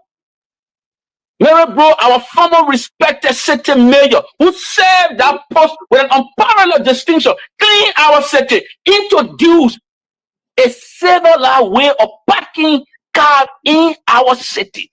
It's today being dragged to common prison. And my friend who David Minister of Finance said, just celebrating. You know when Attila Havers started to kill the millions of Jews in Germany, there were people who were praising him. Soulless sycophants. And this is what you see today in Liberia. So like sycophants are writing on Facebook and praising this deplorable conduct of Mr. Bwaka and his police people. This is bad. What they done to Mary Bro cannot be justified on any ground. It violates all the laws in the book. You don't just tell people, grab them, you go to court, the judge is not there, you grab them, you carry them to jail when you could even in your own commonsensical way. Release these people because they are senior citizens. Mary Bro is around 70. Why are you dragging her to court for what? Is it a bag of red? They claim that some kind of bag of red. What is this? Today, Mr. Bwaka is building private homes in Foya that are in the tune of over 5 million. Some people put it at 10, some people put it at 5. Is anybody investigating that? No. In Broadway, Mr. Bwaka is building homes there. Even though the international community, the World Bank is reporting that Liberia is among the poorest country in the world. But Mr. Bwaka is building homes in millions. How can Mr. Bwaka justify these things on any moral grounds? You think he can do that? He can't be justified. Mr. Bwaka's conduct cannot be justified on any moral ground, least to say legal ground. But when I was on your show the last time, I reminded our country about what happened in Great Britain, Germany, close to World War II. The famous quotation by Winston Churchill that Prime Minister Kimberley negotiation with Adolf Hitler was meaningless because what Adolf Hitler has set in motion after he had knocked down France and Poland, he was going to go to Great Britain. What he has set into motion was what? The first sip and the first foretaste of a bitter cup that were going to be served to the people of England. And so they needed to stand up. And I warned the Republic that what has happened to Kofa was the first taste, the first foretaste of a bitter cup. This bitter cup, Mr. Bwaka will serve it to Liberian people if we all do not stand up in great readiness to oppose this thing that he has started. Mr. Bwaka is not a peacemaker. He is a vengeful man, angry old man. I quoted for you a private conversation. He was in private and saying to his Lofa people, today the government is almost 75% Lofa, which is tribalistic. It doesn't bother him. The recent guy he told from another MC, our nephew and all that, it's really tribal nonsense, right? He put a nephew in the place, the man just only generally suspended the man again. It's not the own nephew on the Momo wire record clown. He just suspended the man. But there's a danger of political trouble. They may have trouble last the problem. He's not bothered by this. And he's going on and violating the laws. What Mr. Bwaka did to Mary Bro today, and it's a direct attack. If you like, you say indirect. If you want to be euphemistic. But to go to the home of former President Sally, Bwaka, former boss, he's still angry with this woman. He wants to hurt Ellen. But he's too small-minded to do it. He's too small to do it, so he's dancing around. You go to the woman home. Where is the common courtesy, Mr. Bwaka? Could you read that call, telephone, Madam Sally, or your security people? Could not telephone Madam Sally and say, look, Madam Mary Bro is wanted for A, B, C, and D. We're serving her right. Can you not do that out of common courtesy? You violate the sanctity of a home. Well, international guests could be coming or be visiting and go there in the name of taking Mary Bro and carry on violent act. This Bwaka man is still angry. You know, Amara said Bwaka got list of things that he think Ellen did to him. And those who supported Ellen passionately, he would drag them off on the ground. That's Bwaka words. All the people who supported Ellen, you know what the reason why I didn't endorse Bwaka? With all the best, I did my best in the country. Ellen celebrated me. Very decorous woman, very clever woman. He said, I will promote a young man here. He's smart. I will send him to England to represent our country. He can explain properly on behalf of our country. I went to England and served my country and brought trophy. because I won the seat on the IMO Council. You know what Bouaka will say in private about me? About Ellingson. All that I did for the country. I mean, Ellingson. That's why I was cautious. They may who doesn't recognize my competence in the work I'm doing here. We call me Ellingson every time. He said, man, I was from minister, but I was representative. He got issue. And he wanted to, I'm a lazy 17 grievances I got against Ellie. He still got the grievances. He wants to put that 85 or 86-year-old woman in pain, violating. When was the last time you saw police people go to Ellie's home to violate her home, the sanctity of her home, like he did? In the name of getting a mirror, bro. Even though people who have stolen in Bouaka's own government, they are yet to see courtroom, and I dare say, jail. Is this what you call fairness in the dispensation of justice? Bro, there are real people who listening. Does anything look like fairness? Is that you dispensing justice? Is that what justice look like? That blind goddess, is that how she looks? Bouaka people who are accused of stealing Camara, even though Camara was under corruption, suspicion, and allegation, when Bouaka gave in the judge, he was constrained to move the man from the LTA. Is that a sensible thing to do? Even though not to Jabba was laboring under corruption, suspicion, Bouaka gave in the judge, later he suspended the man. Have these people seen the courtroom? Neither have they seen a JSL? The people who are quote unquote alleged to have done something in we as Liberia, you treating them like this? So if you really want to be fair, why you don't tell the Liberian president, why you don't tell the court your own R5 when you go to the other people? If you really want, if it is not about vengeance, because even in the law, if you want to even apply the law, in law, what is the maxim? It's not enough to do the right thing. You must be seen doing the right thing, right? You must be seen doing the right thing. You must do the right thing the right way. Did they do it the right way? To get married from Madam Ellen Johnson, selling her, go there when the judge is not in chamber and grab her and remand her to come up prison, 70-year-old woman who brother had treated her own wife like this? You really think so? And go to another former president and violate the sanctity of a resident?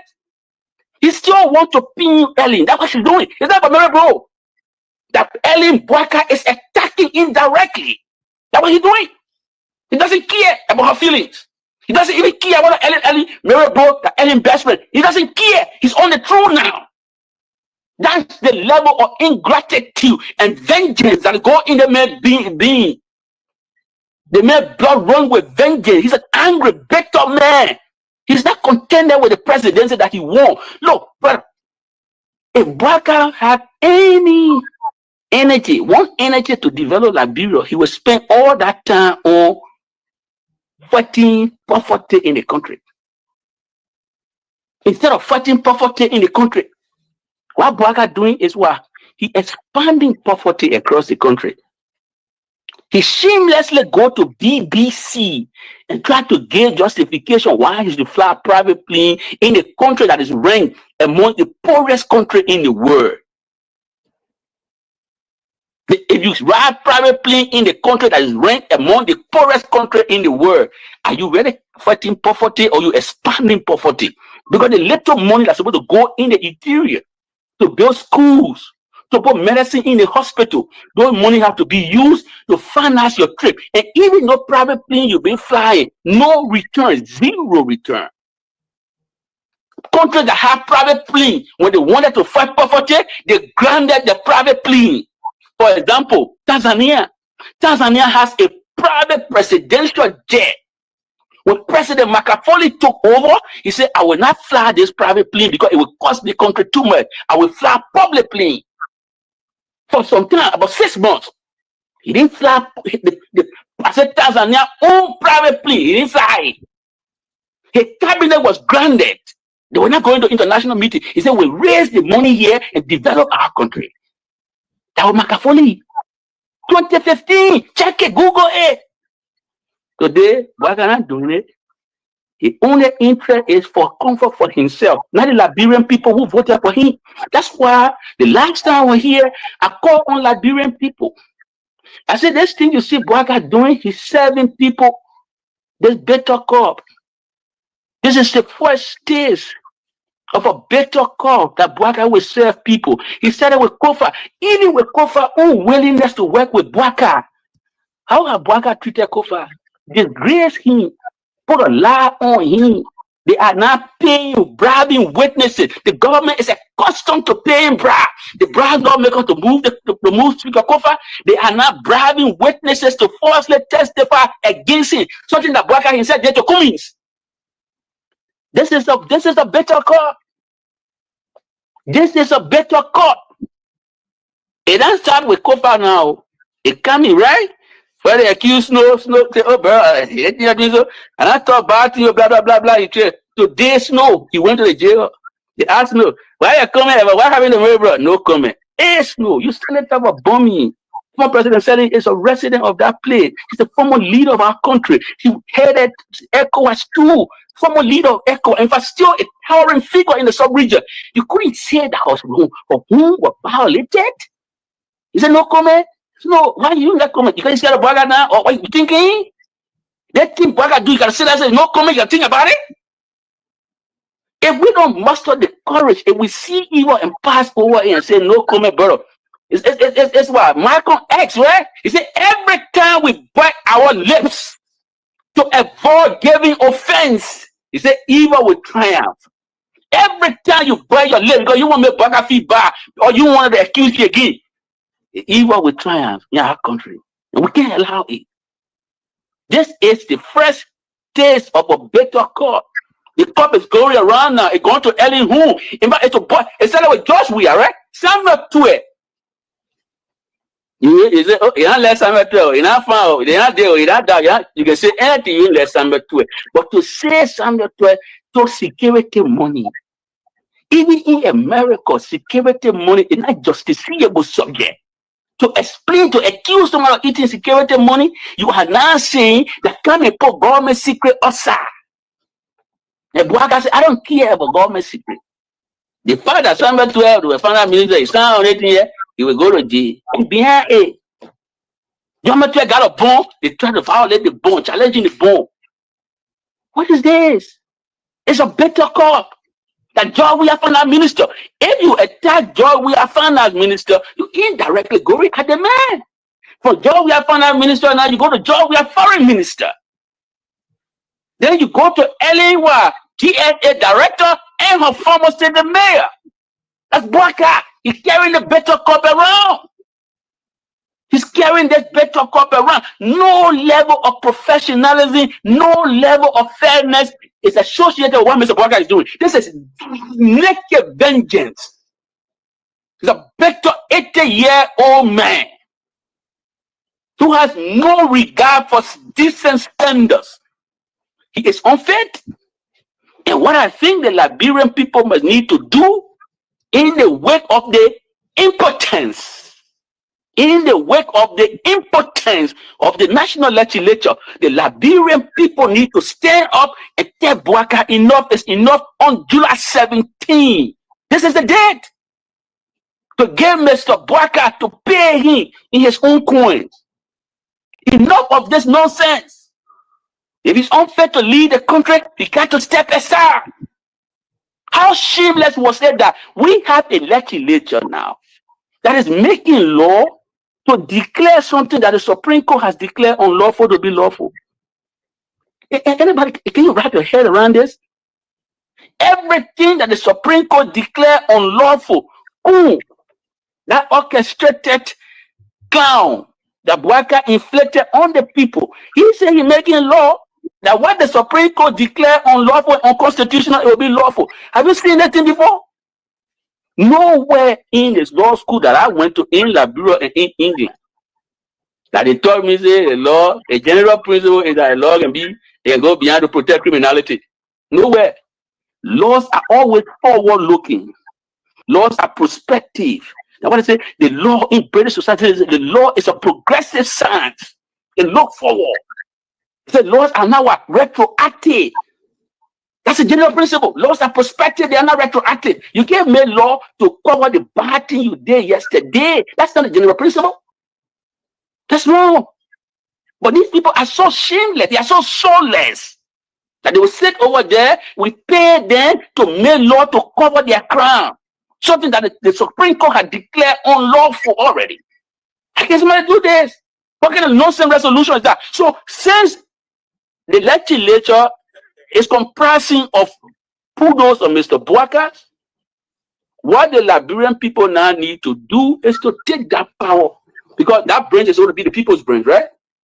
If the people's branch is now working on behalf of the people effectively in every functioning democracy, the demos, D-E-M-O-S, the people, they can take back their power and carry on decisive action. That's why both of our constitution, 1847, Article 2, and 1986, Article 1 say what? All power is inherent in the people. And for our safety and our what? Security and happiness, they say we can what? Alter our government. We can make necessary reform in the government. We don't have to wait for 6 years. The only thing that will guarantee for any president to enjoy 6-year training in Liberia is the prudential conduct of the president. There's no guarantee in the constitution that when you are elected for president, you'll be 6 years.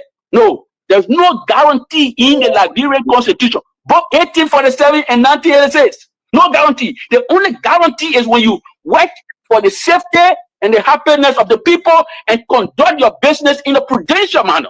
Anything short of that, the people, the power can devolve back to the people and they can take decisive action. That's why I say July 17 is necessary. And if Madam Sally or other people who are associated with her listening, they should let her know. History is an unfinished business. She did her part. She's about 86, 87 now. You know, she's going down. But she got to stand with people who are courageous, who are determined to fight for the soul of our country. She can't grab the soul. At no time. They said, no, what about what? No old soldier, whatever that is. No old soldier. If Malu is willing to take the mantle to challenge this weak, decrepit old man who is that put the country first, all of us should support Malu. That's why I support Malu without even reservation. He's on the front. I'm here in the US. I'm making my calls around. I'm mobilizing too. We got to get this old man out of the place. He's not serious to lead the country. The country can be among the 10th poorest country in the world. You fly a private plane. You're not focused on the welfare of the people. Your son got 50% share in Narcotech, a criminal company that is selling themselves through all the place. You're not concerned. You want your son, and you don't come to think about it too.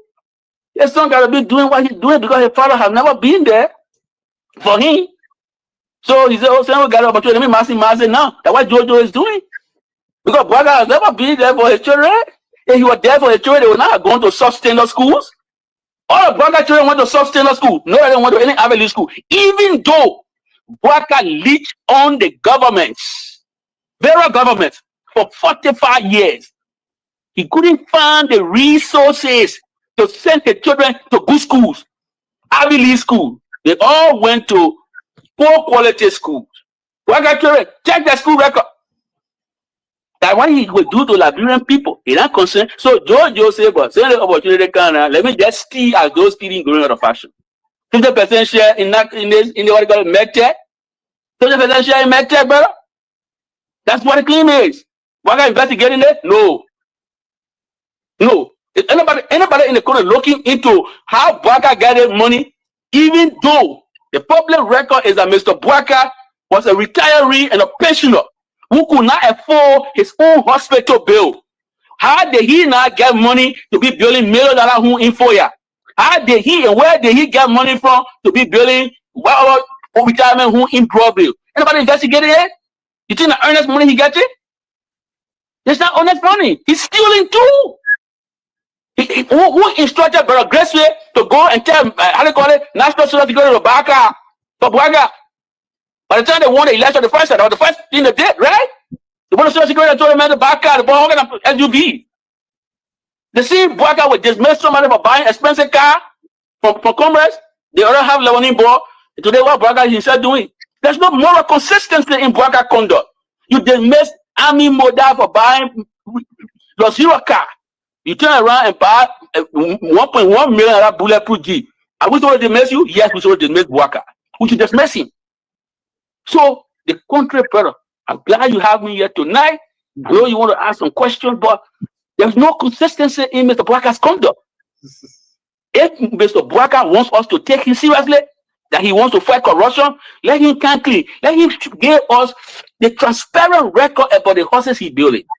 Let him tell us his son's interest in MedTech. Let him tell us his son's interest, Jojo interest in MedTech. Let Bouakar declare it. We need to know. The public has a right to know. Liberia acceded to the Table Mountain Declaration, telling the global community that we're going to be what? Transparent and accountable. That's what Table Mountain is. The public has a right to know the freedom of information. The public don't know how much share Mr. Jojo Bouakar has in MedTech, for which he's bragging now that he richer than George we are, and if he doesn't work for the next 50 years, he will be comfortable. The fair money he get there, or the steady money too. Can Bouakar tell us the sources of the money he's using, saying he couldn't afford medical bill now that he's building in for you? Can you explain to the Liberian people? Can Bouakar now arrange the people who he accused of corruption and dismissed in the government before the courts? If he's going to do that nonsense to Madam Mary Bro, a female, I will come to Kumaya, but I'm concerned about a female being violated. I mean, what a day to Kumaya, unfair to Kumaya, because Kumaya been passing around, you know, he's upon open trying to work on things, so Bouakar is hungry. If Bouakar has no way, he will want to walk upon dead body. That's what he would do. Because Kumaya is the guy who been upon now running his office here and there doing some little stuff, passing around and, you know, doing stuff. So he's angry. He's looking for work, going all on the rack, checking for what is that? 30,000 bag of rep. Nonsense. Bouakar, the horse you bailing in for you is over 5 million. So put it at 10. I won't put it at 5. I won't be, you know, magnanimous to you. You don't pay $5 million when you're bailing home for the people in Liberia. You're breaking down the people who in Stratton Creek and you're building home for yourself. That's how Bouakar is soulless. He's breaking down poor people homes and he's building home for himself. So it's wrong, brother. Today was another dark day because Bouakar violations of the laws are so long that we can't even keep count of the enemy. But today was just another terrible day for the rule of law in our country. That people will be accused, they will be guilty as charged, right? I don't accuse them, they guilty, they got put in jail. But even the people who are working in Bouakar's own government, who have been accused of stealing, of misapplying government money, Bouakar just suspended. Why you don't care in the jail? If Bouakar won't be, let's say, let's use a fair standard. If Mary brought this one, we are time, and he say, okay, this one, around we are time. They accuse of, you can't go, you suspend, that you can't jail. The Quran says you can't woman to jail Bouakar. The poor society that Bouakar went to, that what they tell him to do, that him to treat women back, let's go there. That's what he got as an asset. You want the poor society nonsense. The poor society when you carry women to jail, when they do bad thing. The man is so like he demented.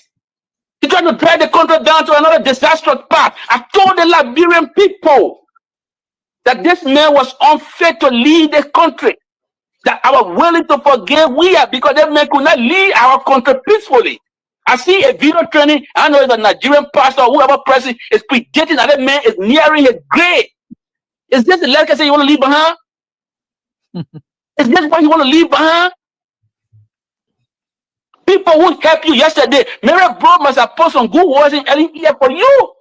You're going to disgrace the woman like that? For what? Is it 10,000 bag of rent? What? How many rents? You've been working in government for the 5 years. You are saying I kept cheap more than 10,000 rent. You Bouakar. I tell that bag of rent, behind somebody dragging out the jail. You can't follow the laws. You can't follow the laws. All right, Isaac. Look, if Bouakar answer to doing law, let me be very clear. When I started with this thing, laws are procedural. The laws are progressive. When you want to do law, you do it the right way, you put it in the right manner. That's what the law says. It's not just enough to say you're doing right. You must do it the right way. Carry on in the right way.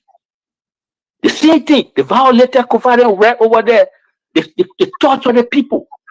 They use the time as an instrument of torture. Carry covenant, weekend, capping there, putting behind jail, disgracing, dragging the court. What do you mean all of this? The Liberian people who voted for you, they're going to bear hungry.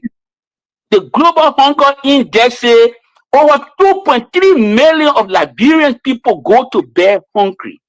That they want you doing here. The hyper food and people tell what, brother. Mr. Barker, all the people in your government that you say they corrupt, you suspend it, you don't put it in jail. Why you don't put it in jail? Why you don't put it in court? And my bro, you see, a woman, a prayer woman, and you go to LA house, the disgrace of the put pee in your chest. Barker's soul is dark. I know Madam could be listening to me, or somebody will tell her, if Barker want to fight, Madam will drop on him, Madam Sally. I know you to be a scorpion born. A scorpion born don't run away from fight. If Barker want to fight, Madam Sally, I will stand with you. Let's fight him. Don't let this man disgrace you in your old age.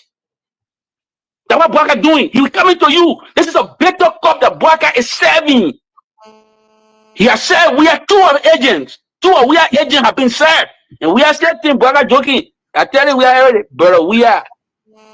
Therefore, our difference, mobile line, the CDC, that's July 17th, the momentum for Barker. I tell him, Madam Sally too, if Barker want to fight you, don't say I'm too old, I'm not interested. Even though you say you retire from politics, you got a telephone, let Mr. Barker feel your weight in your last days. Barker was not among the clever people in his generation, and this is the mistake the Liberian people made. This is the mistake. The man was young man, he was not clever. The old man at the time, he will be clever. Yeah, but it's also in Barker's generation, who knew him to be anything serious or substance? We're talking about Gabriel Bacchus Matthews, right? We're talking about S-Baron Tar, correct? That's towering economics. We're talking about Tupac Tipotep, PhD, correct? Dr. S-Baron family. Even we are made HB president and do message with who are benefited from his intellect. They are not putting Barker doing, he get intellect, he got not zero. Zero. So I said, I said, but God, what happened? Why is he didn't be president at least? He didn't do nothing. Say his intellect, young children was being inspired to talk like this, man, to at least to benefit his intellectuality. But that Barker man, who in a generation he was a zero man. The man was young, he not clever. When he ate the year, when everything on him declining, and dementia setting in, I tell you, made him president, and you expect better. Because when you reach that age, everything about you decline, right? Nobody tells you, you get clever. That's a scam. When this campaign was going on as a gentleman, the Barker was enjoying. Yeah, we are getting second to incorrect part of mistake. Now, he must be. Barker spent 45 years. A 45-year experience like this, underperforming, even we are no wisdom in anything he's doing. Let United Party people call and show to them and say, where is the wisdom that Barker displayed or demonstrated today? Did he play a call to a former boss, a former leader and respected, venerated, when you say venerated, respected leader across the globe? Then he plays a call to Malanceli. He said, look, we have damning indictment or accusation against your friend or your small sister. She's at your house. I want the boys to go there, but please, I don't want that. Could you please come to the police? Did he plays that call to courtesy? From a courtesy? Did he do that? He didn't do it. He's still better. He wants to hurt LA. 80-year-old man from Buedu, Sevelou. Barker from Buedu, true. From Sevelou, Buedu. He was about 5 years, 5 or 6 years when he brought into Liberia. You still want to damage our country. Look, always when I come here, I give Basso parable. If Basso people listening, they can correct, but I think the parable is correct. Barker is like what the Basso people call drunk bomb pemby. Drunk bomb pemby.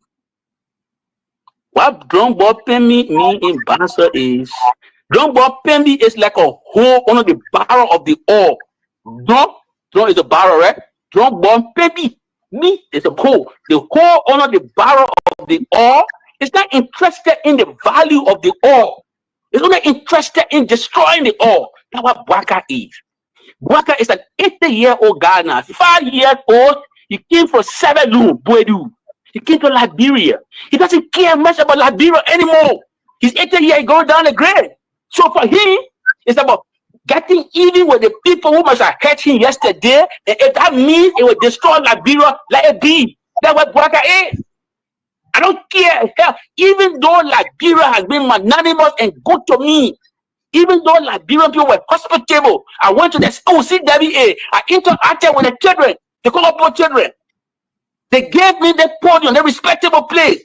But I'm still angry. I got to hurt them.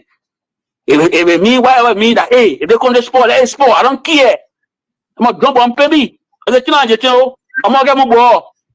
Why can I interested in the respectability of our country? He want to destroy our country. He's not interested. Whether he had Ellen, it matters little for him now. He's on the throne, doesn't care. Whether he had George Weah, doesn't care. Even though George Weah have to pay his hospital bill. This is a man who could not afford, his children could not raise money for him to go to hospital. Why? Ask yourself, if Bouaka was a good man, was a good father, he father his children good, he sent them to Google school. Why couldn't they find money to send the part to the hospital? They got to take Henry Costa. Henry Costa said he paid up to give, but he lived in Congo community. He was a Congo man, you know, what do you call it, Rabbi Wu? I'll get it, Papa name. We're in Brother there. You know, he should be in Zion Group Baptist Church. One of the resident, he should be resident pastor in Zion Group. That's Costa's, you know, relations. Those are people he lived with, are Congo people. But he's a Pele boy. But he got to take a Pele Congo boy to raise money for that sick Bouaka. Today, this is what he's doing back to the country. His own children, he sent them to school. His son went to Australia. Take Australia, where about leave school. So Australia is way at the bottom because as a father, Bouaka will not send his children to good school. All they will do is to come back and end up to steal from our country. Bouaka, I'm going to drop on baby, yo. Bouaka, I'm going to drop on baby, yo.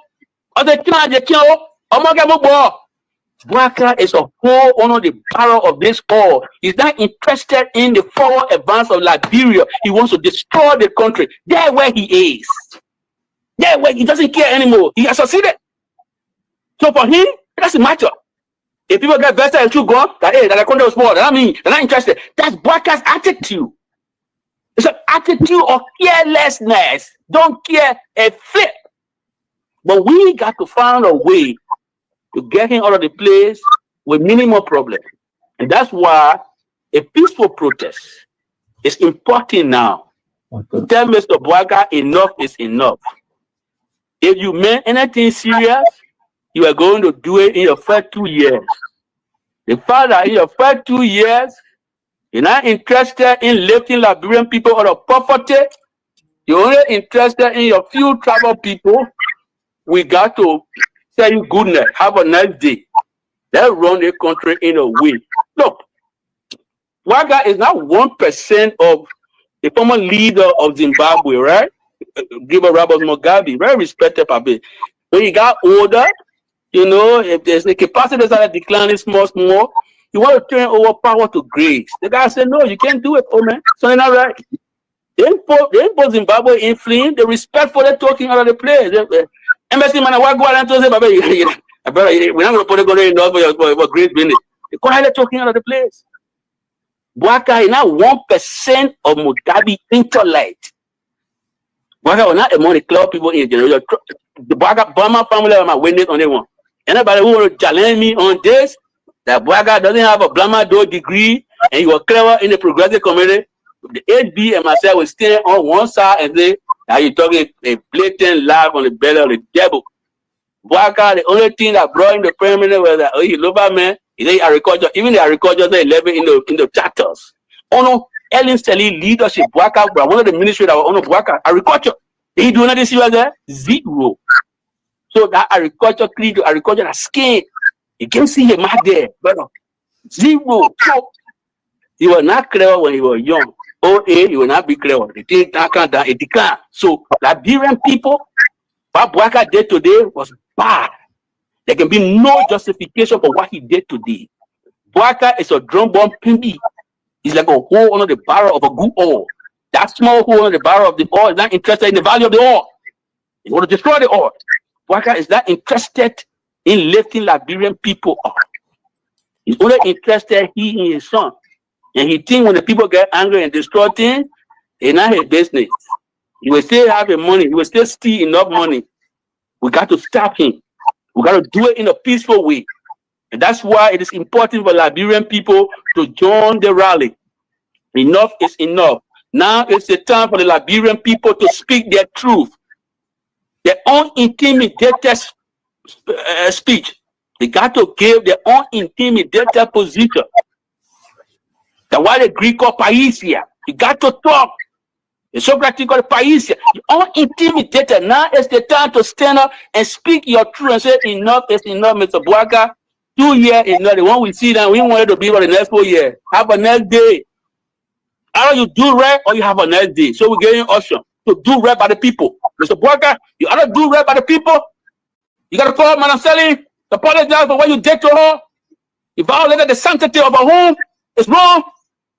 You humiliated the former foreign minister who represented Liberia and started Liberia's position on the argument for non-permanent seats. You're going to disgrace Kumaya like this, brother? What are you doing this for? Kumaya, I mean, Kumaya myself, we're not good best of friends. I used to be deputy minister. We had some disagreement. They begin able to. But Kumaya was the guy who led Liberia at the early stages of the non-permanent seat. He articulated our position. You're going to disgrace him like this, brother? Is it 30,000 better, right? Oh, they share your son get elected. They say a 50% share. If your son got a 50% share, elected, more than 30,000 cost for 30,000 better, right, brother? What are you doing? So you don't investigate your son. You don't ask him why he inflated the company that is controversial from Sierra Leone, our country. The Medtech come from Sierra Leone, right? They did some dodgy things in Sierra Leone. How they come to our country now? And your son got 50% share in it. Boaka is now ready to fight corruption. What he's doing is naked vengeance. He's trying to perpetrate. He's mitigating naked vengeance on the people. That's what he's doing. Okay. He's meeting up naked vengeance against the people who he doesn't like. And we got to stop him. Okay, Isaac. People got to stop him. Isaac, thank you. And let me just read this position that I shared today on my Facebook page. And I like what you said, that it is wicked vengeance. But of course, I look at it and I describe it in these terms. And I said, it's a deceptive game. So, fellow Liberians, I gave you an opportunity. And I want to say thanks to Honorable Samuel Jackson, who cleverly articulated almost everything that we intend to say or will be saying about the fight of corruption. And we continue to say to you, the Liberian people, you know, one of the reasons why we are not disturbed, but especially those of you who support Boaka's decision to damage Liberia, is because you don't have a point. You know, it beats my imagination to see people who, when you are pointing out ills in the society and in this government, they quickly run to ask you, by the time we were there waiting, we are due. Was President Boaka, or did you elect President Boaka to come and be doing comparison, or did you elect him so that he can do the work of the Liberian people? So that's why, you know, when I sit and I see some of our brothers coming up here and talking, oh, but President, we are there, hey, President, we are there, hey, President, we are there. It just, you know, it has reinvigorated my energy to continue to support an agenda that President we are believe in to emancipate our people. So it means you do not have an agenda. Because if you have an agenda, you will not be talking about President we are. Imagine this man has gone pretty close to almost 2 years. So what can you point at that this is what Boaka has done over the period? So when we tell you about corruption, and we told you yesterday and continue to tell you that this fight of corruption, look, let me tell you something, my people. Let me be fair and be frank to you. I will appreciate were we to fight corruption sincerely. I will be jollified. Somebody will say, I will be glad when we to fight corruption. Because the issue of corruption, every one of us are victim of it. I want to welcome my own sister, Mifla Reeves Unique. How are you, Mama? I appreciate you. Aloysius Daves, you are welcome. Sam David, I appreciate you. Thank you so much. Alex, thank you for joining us. I want to welcome my own lovely sister here, Kolumela. You are highly welcome. Thank you for joining us. Pew Kwekwe Jones, Joyce Worm, Doris Balitape, how are you? Blamo Nimle, you are welcome. Duty Wesley, thank you so much for joining us. Venetia Junior Bar, you are highly welcome. Thank you so much. Joseph Babu, we appreciate you. Asata Miller, thank you so much for joining us. Catherine Sekajipo, you are welcome. Salome Weeks, I appreciate you. Peter Dolo, thank you so much. I want to welcome all of you. So, fellow Liberian, let's ask ourselves the sincere question. If is Joseph Numa Boyka serious in fighting corruption? Because the issue of corruption, look, let me tell you, like I was saying earlier, every one of us are victim of corruption. We are all. So nobody will be against a sincere fight to eradicate corruption. Nobody, I don't think, will be against that. Nobody will be against that. Even the criminal himself don't want for people to steal from them. I tell you this, for real. You know, growing up as a child, coming up, if you are someone who live with, relative, you all live together in one place. There are some relatives, they are so very crafty. They're so very crafty. Sometimes they will leave from behind you when you do something. You say, oh man, nobody must go lay my complaint. You all agree. That relative or you will move from behind you and go lay complaint. Collect all of you and whip you. But the day you all leave from behind that relative and lay his complaint, it's like the whole world is against him. Oh, he can be so angry. So very angry. So even criminals themselves, they don't want for people to steal from them. So if you are fighting the act of corruption, to some extent, they will be excited because they know that they will be safe. Their properties will be safe. So nobody, I believe, in their right mind will oppose the issue of fighting corruption. But while it is true that we want to fight corruption, it must be done in a holistic manner. It must be done in a sincere manner, not with hypocrisy. You've heard from Samuel Jackson. You've heard from so many other people. This is the reason why some of you who support the Unity Party, you got work to do. I refer to you as people who are mentally, some of you, not all, mentally deranged because you are not able to look in the face of Mr. Boyka. When I mean look in the face of Mr. Boyka, you may not be in front of him, but you have a phone like any other person. You are not able to look in this man and say, look, you know what happened here? They think Boyka, this must be done, this must be done. None of you. How many of you that support the Unity Party ever take your phone? Your phone. You've taken your phone to say, look, I will do even 1 minute to say this is not correct. This is not correct. How many of you have done that? No, you haven't. You haven't. You are so stuck in this mentality to the extent when we are talking about fighting corruption and creating a better society, you come here with the foolish mindset of, but what you doing? We are the time where they want to happen, where you're not talking that time. The time we're talking, where were you? Where were you? Where were you? So if Boyka is sincere in fighting corruption, like we are sincere in fighting corruption, you know what he will do? All these people that are around him. Earlier, I named you the cycle of corrupt people that Mr. Boyka has entertained and still continue to entertain, still continue to protect them. Oh, that my own role, I will protect my own role, but the other role I will not protect. Is that the way we fight corruption? Is that sincere in fighting corruption? No, is that sincere in your mind? Does that resemble sincerity in fighting corruption? Oh, they man una royal, I will protect him. Even though even though he's a notorious criminal, even though this person is noted for being very, very notorious in his action or in his attitude, but I will keep him, I will support him. But the other royal, and I'm on a road, the other royal is from across the road, that other woman on a road. So therefore, let be him. Is this the kind of Liberia that we want? Is this the kind of Liberia you want to see? Boyka must be sincere in his fight of corruption. He must be sincere. You and I, we did not vote for suspension of this individual. We vote for these people to be persecuted so that it can serve as a deterrent. So that at the end of the day, it can serve as a deterrent to who be doers. They will sit and look and say, everything must be careful.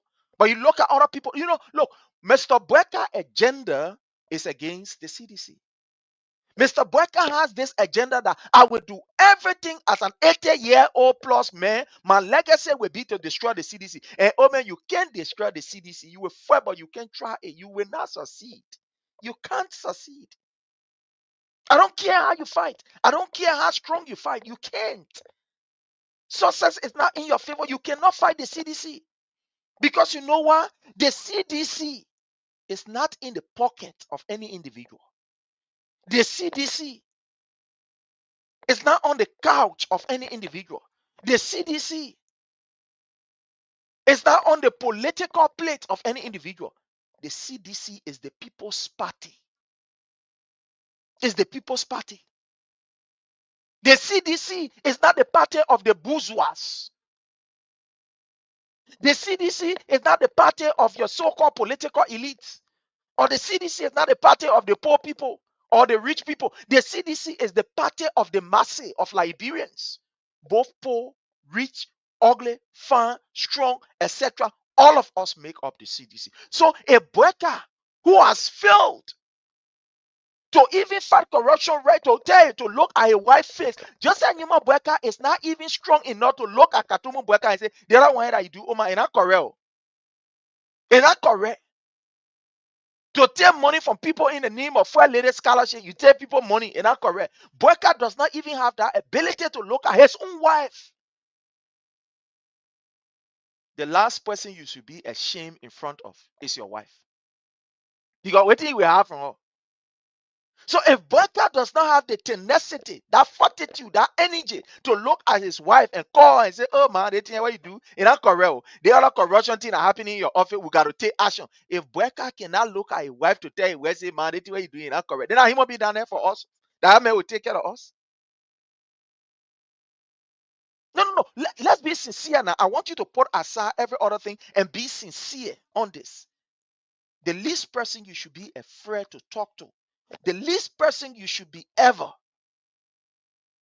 in a slow mood to be able to confront on issues, the least person should be your wife.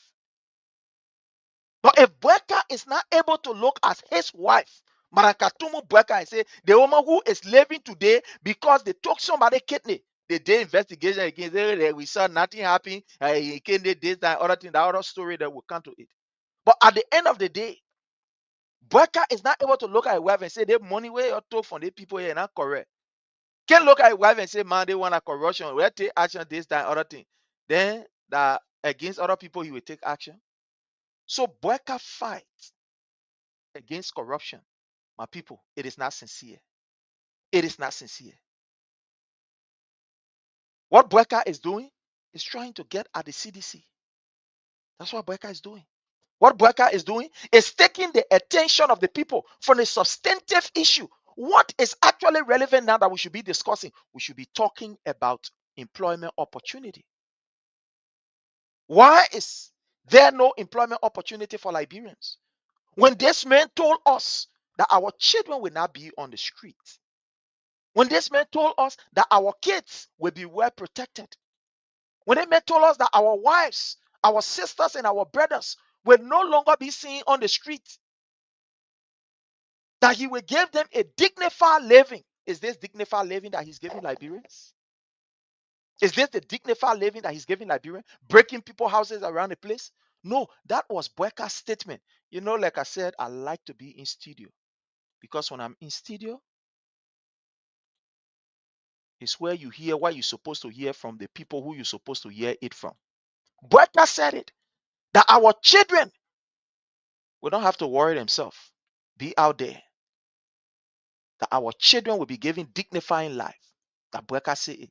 Listen to Bueka, not to me. Because sometimes we tell people, oh yeah, that yeah, can talk all kind of things. Listen to what Bueka said to you. Is this the dignifying life that you are living under this Bueka We administration? will not allow small children. Sorry, let me. When they should be in school, they should be in school. We will not allow those young. Let me carry this back. Listen to Bueka. This was the statement of Mr. Bueka. This was the statement of Mr. Bueka. Is he implementing those things? Listen here. Listen. We will not allow small children to tell market when they should be in school. They should be in school. We will not allow those young ladies to go in the street whole day yourself. The money you make can't even buy rice. We can't do it. We want to put dignity on our people. And that's why we're here. That's the mission we have. And I can assure you, if you check your calendar, it's exactly 4 months from today. Today's the 10th, right? When is the election? You start checking. 4 months to the date. After 4 months, you will see a new Liberia coming up. You will see a Liberia that will give you hope. You will see a Liberia where corruption will be a thing of the past. Yeah? That's the statement of Bueka. Corruption will be thing of the past. But is it thing of the past now? It's walloping right in Bueka's office. The Bueka statement that we're playing here. We are not playing any other statement that is not from Bueka or is not associated with Mr. Bueka. These are Bueka words. These are Bueka words. So the dignifying life that he said he will provide for the Liberian people, is this the dignifying life that we are seeing? No, is this the dignifying life that we are seeing when you are witch hunting other people? You know, I have never seen somebody who is a winner and is very vindictive in this manner like Joseph Nyuma Bueka. The win you won, you were fighting for, you say you will tell Liberia other than Liberia will burn. You win, we give it to you. But the man is still angry. He stay in his angry mood.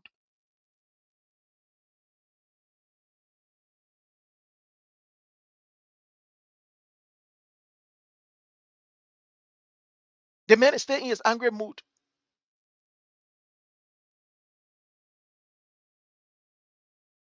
I've never seen somebody of this.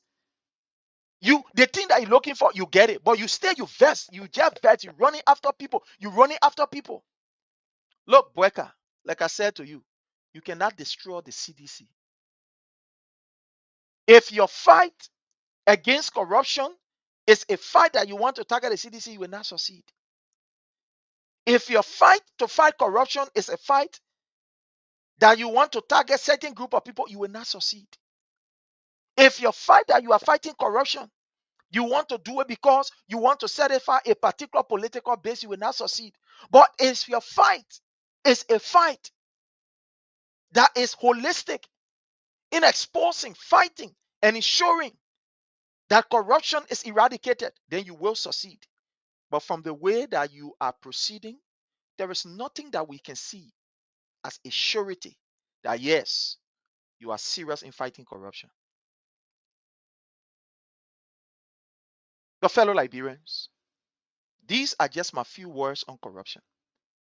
The next thing I want to look at, and I will discuss it today, I don't care how many hours I will spend here, because we will be on again later. It's about the rigmarole in the Dose family. I'm going to play you a video, courtesy of the people there on Spoon. They appear on Spoon.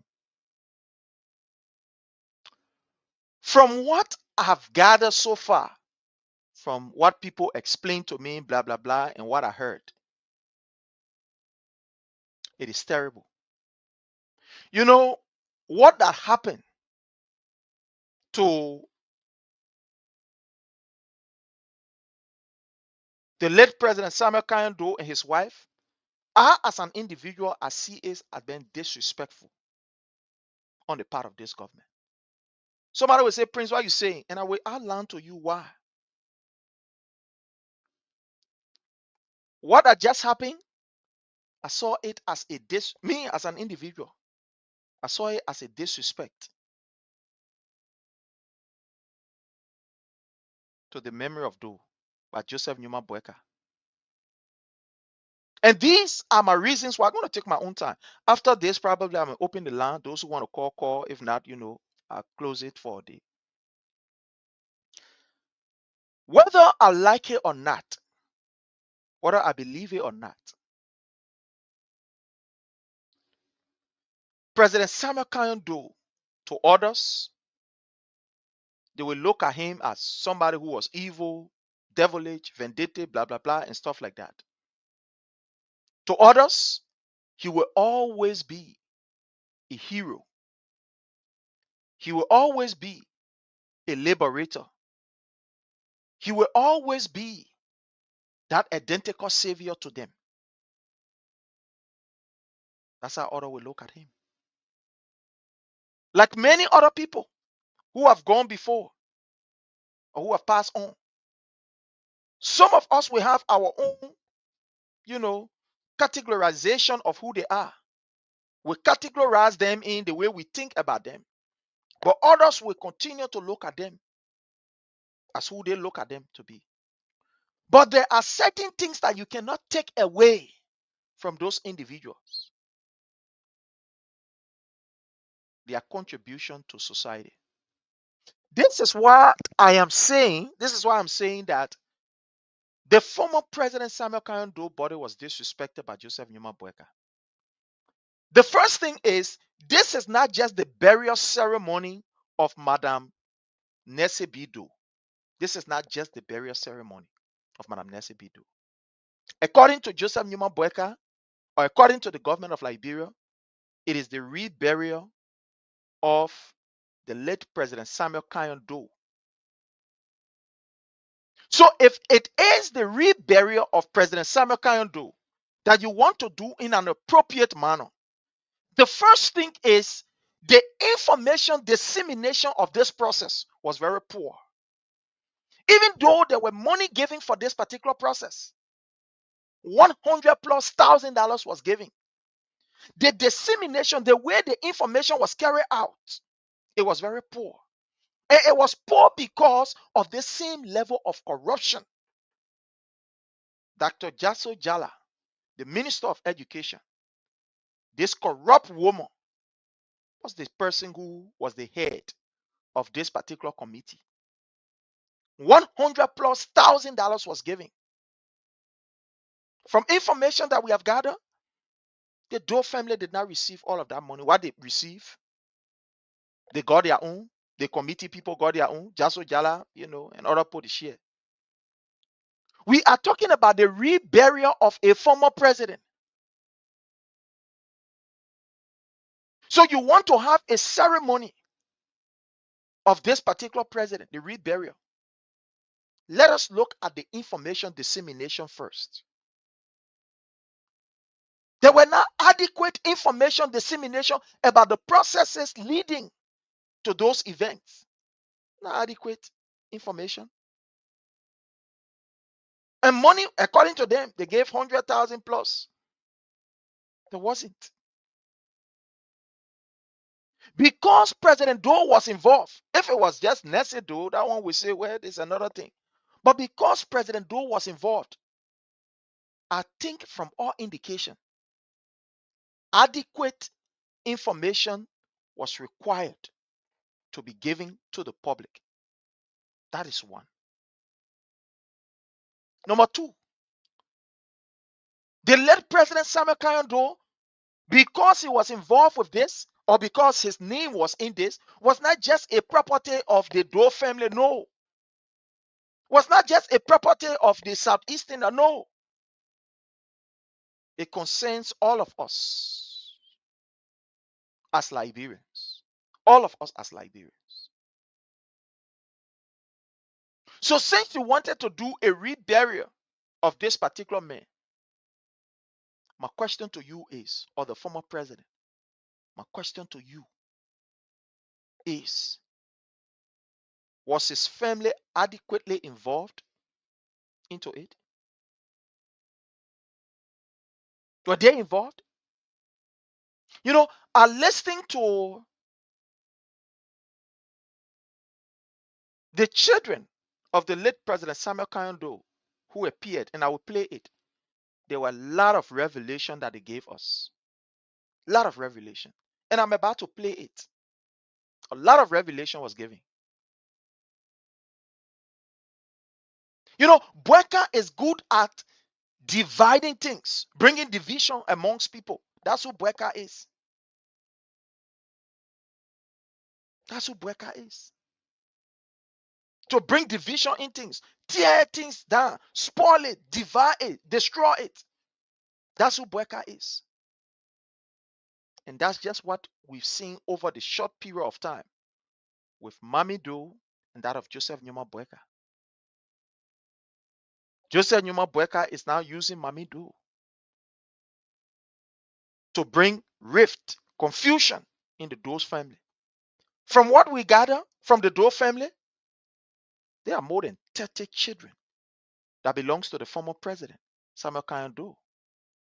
I understand one will say, Madam Nessie B. Doe was the married woman, so to speak. But don't forget to know that especially in the era that President Doe lived, or in the era that he served as president, having multiple wives was nothing unusual. Getting wife from this other place, that other place was nothing unusual. Let me just tell you, some of you don't know. During those era, in fact, the people believe, or those, some of these political leaders believe, that when you are able to get a wife from this country to that country, it also strengthens bilateral relationship. So it was not strange the era that he lived.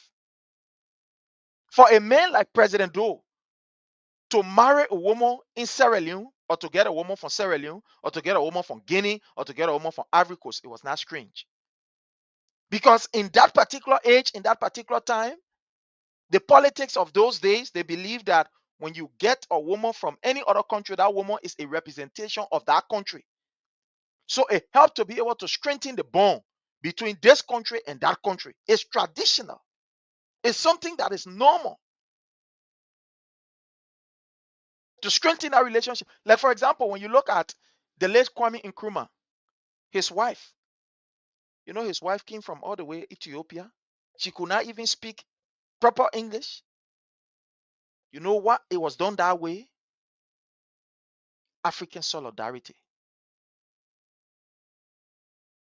To pay respect, to band the two nations together, especially, Ethiopia at the time being the key voice of promoting African unity, etc., etc.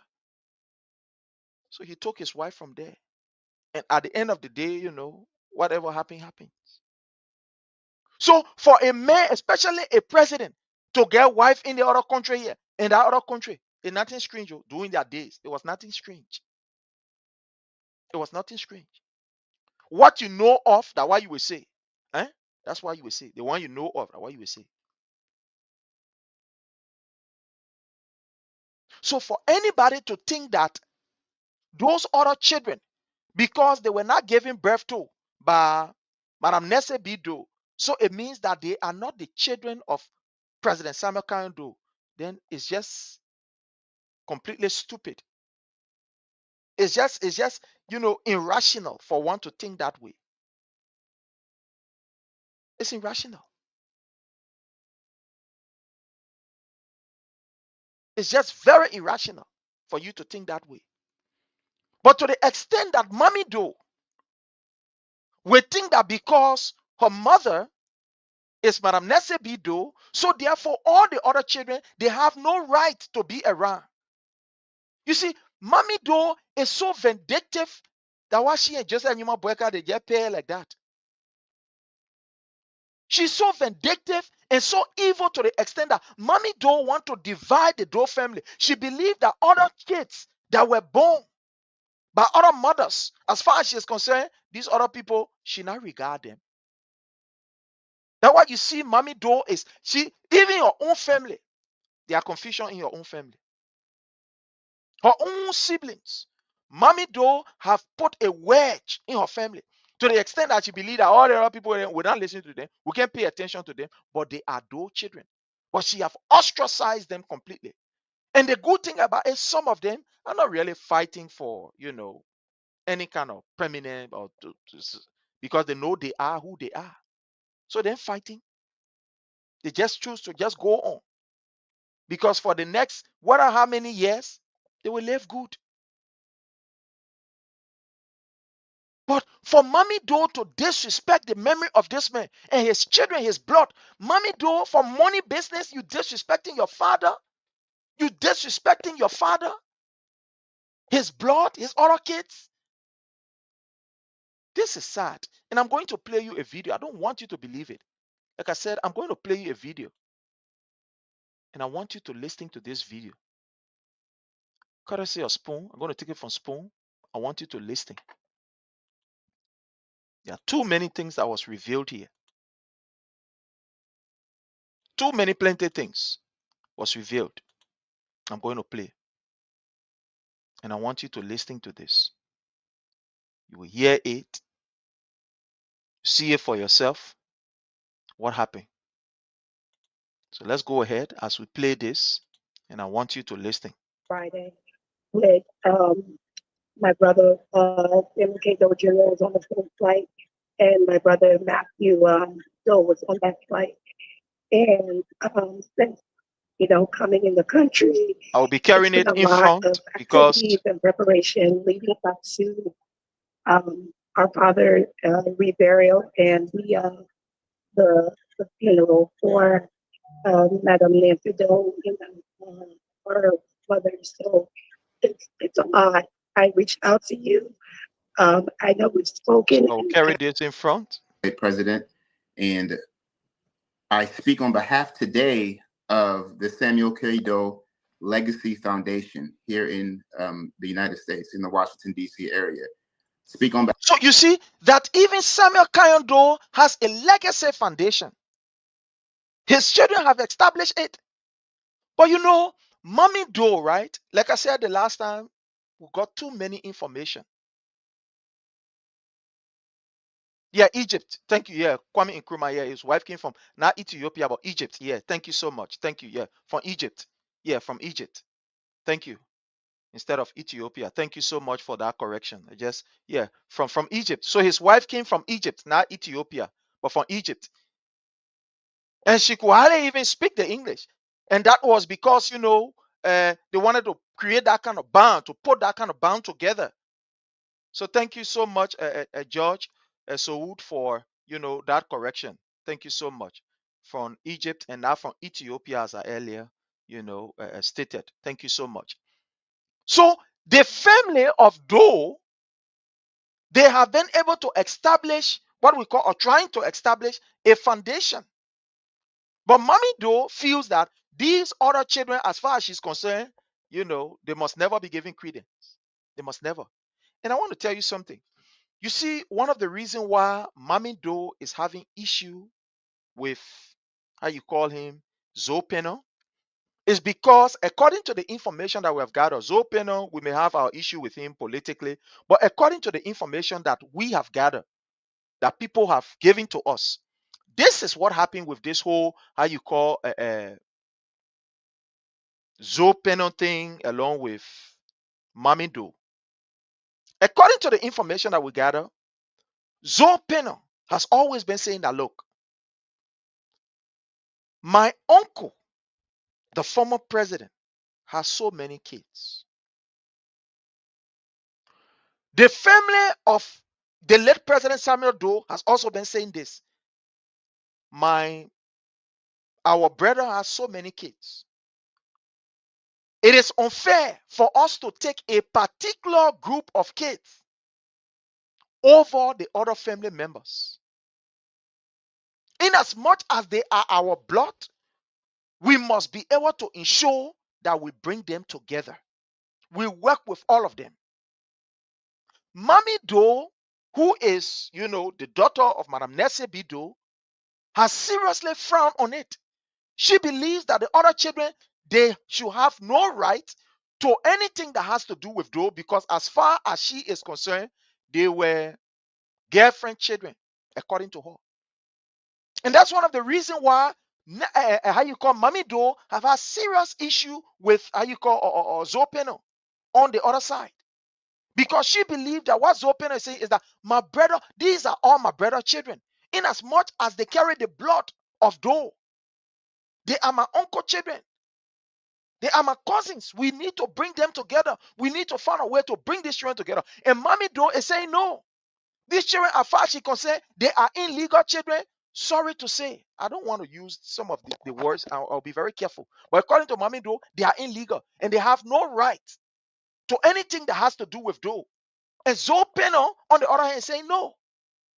The family are also saying no. That's the reason why you see, I'm going to be giving you some deep things. This is going to be the final thing I'll be talking on, and then we'll rest. I will take time on this. From the sources that we have, like I always tell people, unless we're done, but there is nowhere that we can take information from. We may not have the 3,000 I had to pay for information like our brother Stanton Waterspoon, but we are able to get the information. We are able to get information. So there has been this issue in the Doe family, right? From very credible source. This person said, Prince, one of the issue we have had with even Madam Nesse B. Doe, may her ashes rest in peace, was that she's not, or when she was alive, she did not do much in ensuring that she can bring the family together.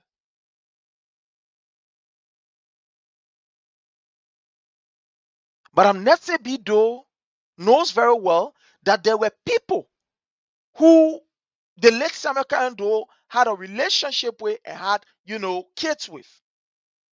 To the extent that some of these kids, he even used to bring them in the mansion. He used to bring them in the mansion. Sometimes he used to take time off to go to them and spend time with their mothers or spend time with them.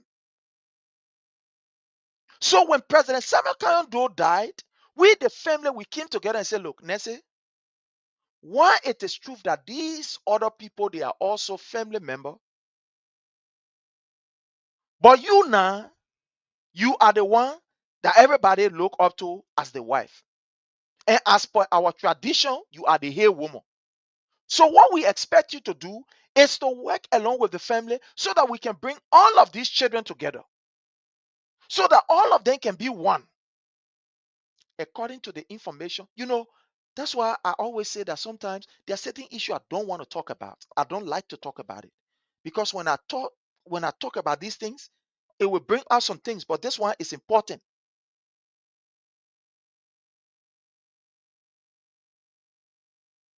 It's very important, so I'm going to talk about it. So the family has been talking to the late, Madam Nesse B. Doe, that look, you are the hair woman. Let's try to bring the family together. You are the hair woman. Let's bring all our brother children together. Let there not be division. Because according to the information that we have gathered, that to some extent, Mommy Doe, and her own group there, or brother and own group, they believe that those other children should never be given credence to. It should never come around. They always try to ostracize them. And other family members say, no, it can't be like that. Yes, let's agree that maybe your father did this or he did that or did that, but now it is over. So let's bring the family together. And Mommy Doe has been one person that has been very vindictive, very hard here, and said, no way, it will not happen. It will not happen. To the extent that she has also, at the time now, she also poisoned the mind of her mother to some extent. So it became a very, toxic environment for, the children to all accept and dwell together under one canopy. So this division has been there. So Mommy Doe now has taken herself as the lead spokesperson and the most legitimate person of the Doe family, and that she must get everything that belongs to the Doe and that belongs to former President Samuel Kanye Doe. And other family members are saying no. Let other children be involved. You cannot ostracize these other children. They carry the same blood that you carry in you from our brother, the former president. So you cannot say you will not recognize them. We shouldn't do no business with them and do only business with you. It will not be possible. This has been the issue with Zoe Penno on one side and Mommy Doe on another side. Because Zoe Penno have said that I will ensure that we bring all the Doe family together. Whether they're from girlfriend, or they're from boyfriend, or they're from wherever from, whether he adopted them, he found them, or whatever, we must bring all of them together.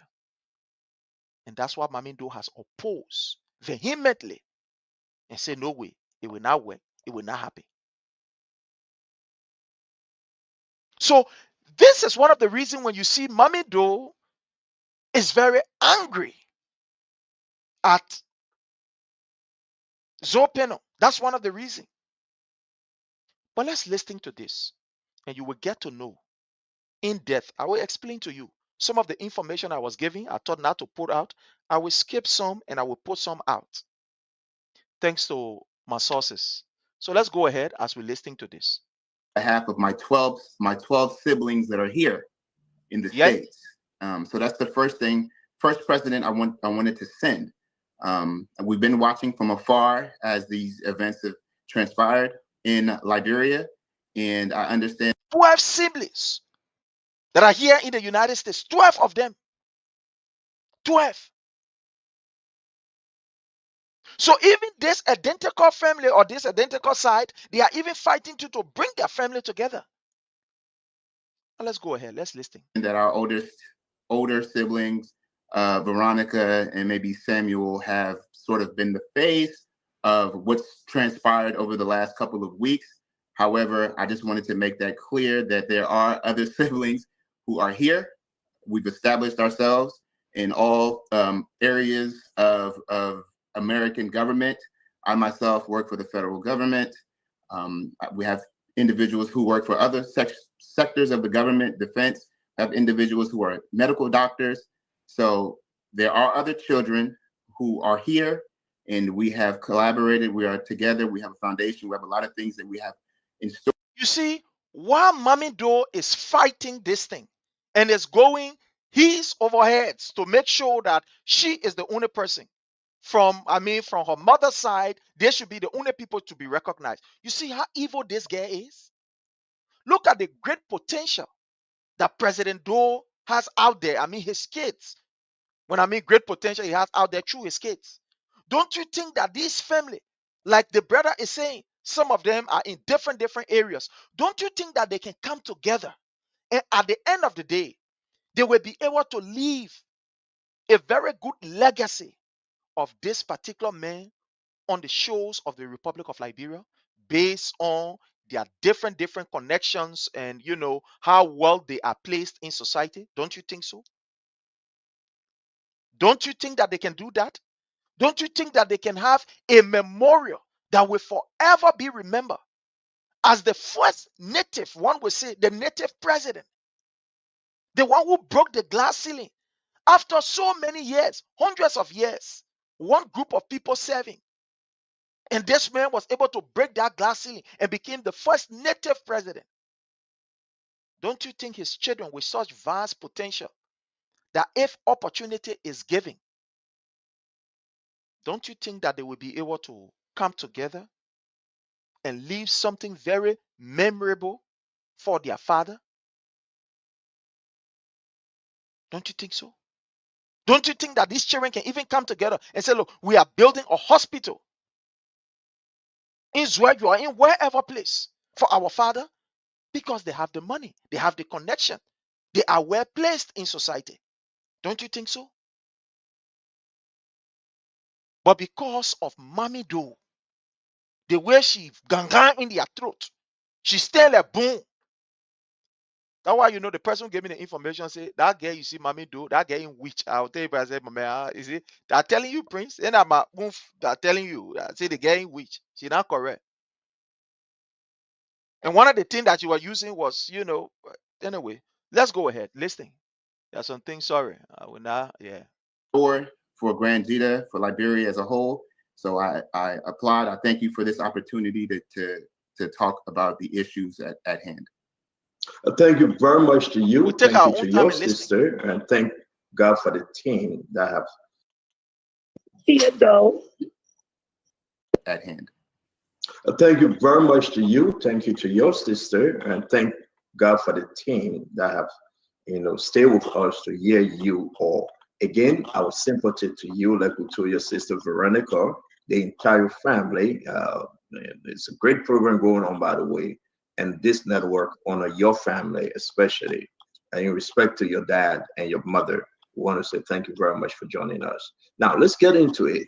What transpired today in Grand Jita? Because you called me, Cyril. If you just do it word by word, one, and we'll understand you better. You're muted. You're muted. Your phone is muted. Yes. Can you unmute, please? Thank you. So since I sound so horrible, I have my little sister right here. Come closer, Tia. Her name is Tia. Tia Doe. Good evening, everybody. Can you see me? Yes, you're on camera. Thank you very much. Thank you. I appreciate you taking our call because it's something that can no longer be hidden. Obviously, the public knows about our family affairs, and we can no longer continue playing diplomacy while things are getting out of hand. Today, in the shortest way I can tell it, we arrived in Tucson last night. We cleaned the house, we prepped it, anticipating that our father's remains would come and his people will see him, pray with him, release a new blessing, a final blessing, I should say. And then they will proceed with the schedule. However, I myself and the entire elders that are in the city, along with young people, we're here since 6 a.m. fully dressed. 8 a.m. we got calls that the remains have passed, that they're not coming here. It was the most disrespectful thing anyone could do to a leader. Talk of a father. The Bible said that honor thy mother and thy father so thy days may be long. So you see what happened here, right? You see what happened here? And the only reason why they were trying to avoid the home of the late President Samuel Kenyon Doe was because Mammy Doe has this particular, notion that the people there, in fact, they are honor, how you call him, Zoe penal control. And when they go there, they get witch all around the place. And this will happen, that will happen. You see this kind of mindset? You see this kind of mindset? That Mammy Doe does not even take into consideration our culture. President Doe, the late, was not just your father.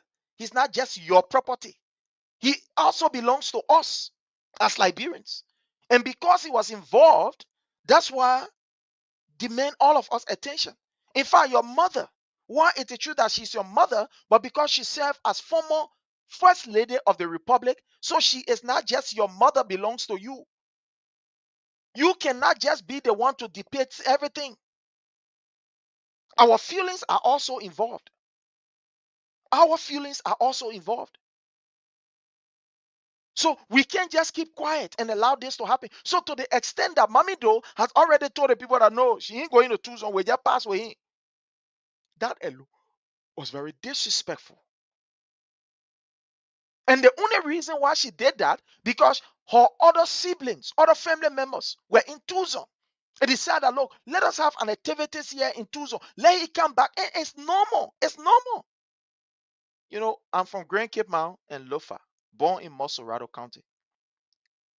So By the grace of God, we understand a two or think about culture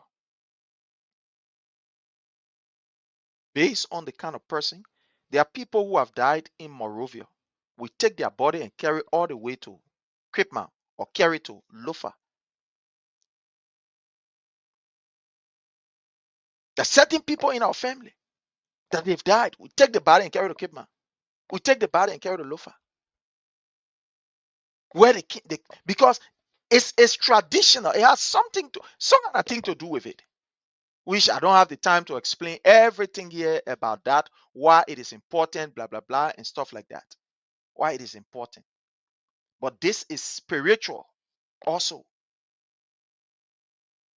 Especially someone who was born in a certain region. Our neighbor stream is there.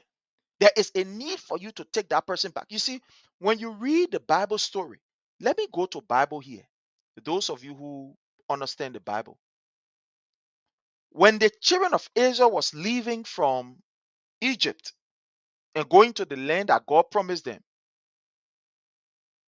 they took along the skeleton of, I think, Jacob or so, if I'm not mistaken. Let me see.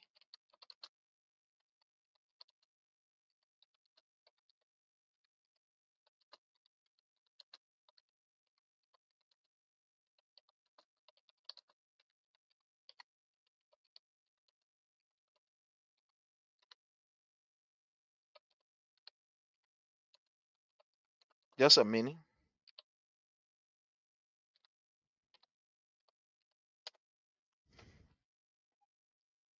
Just a minute, please. Okay. Just a minute. Okay, yeah.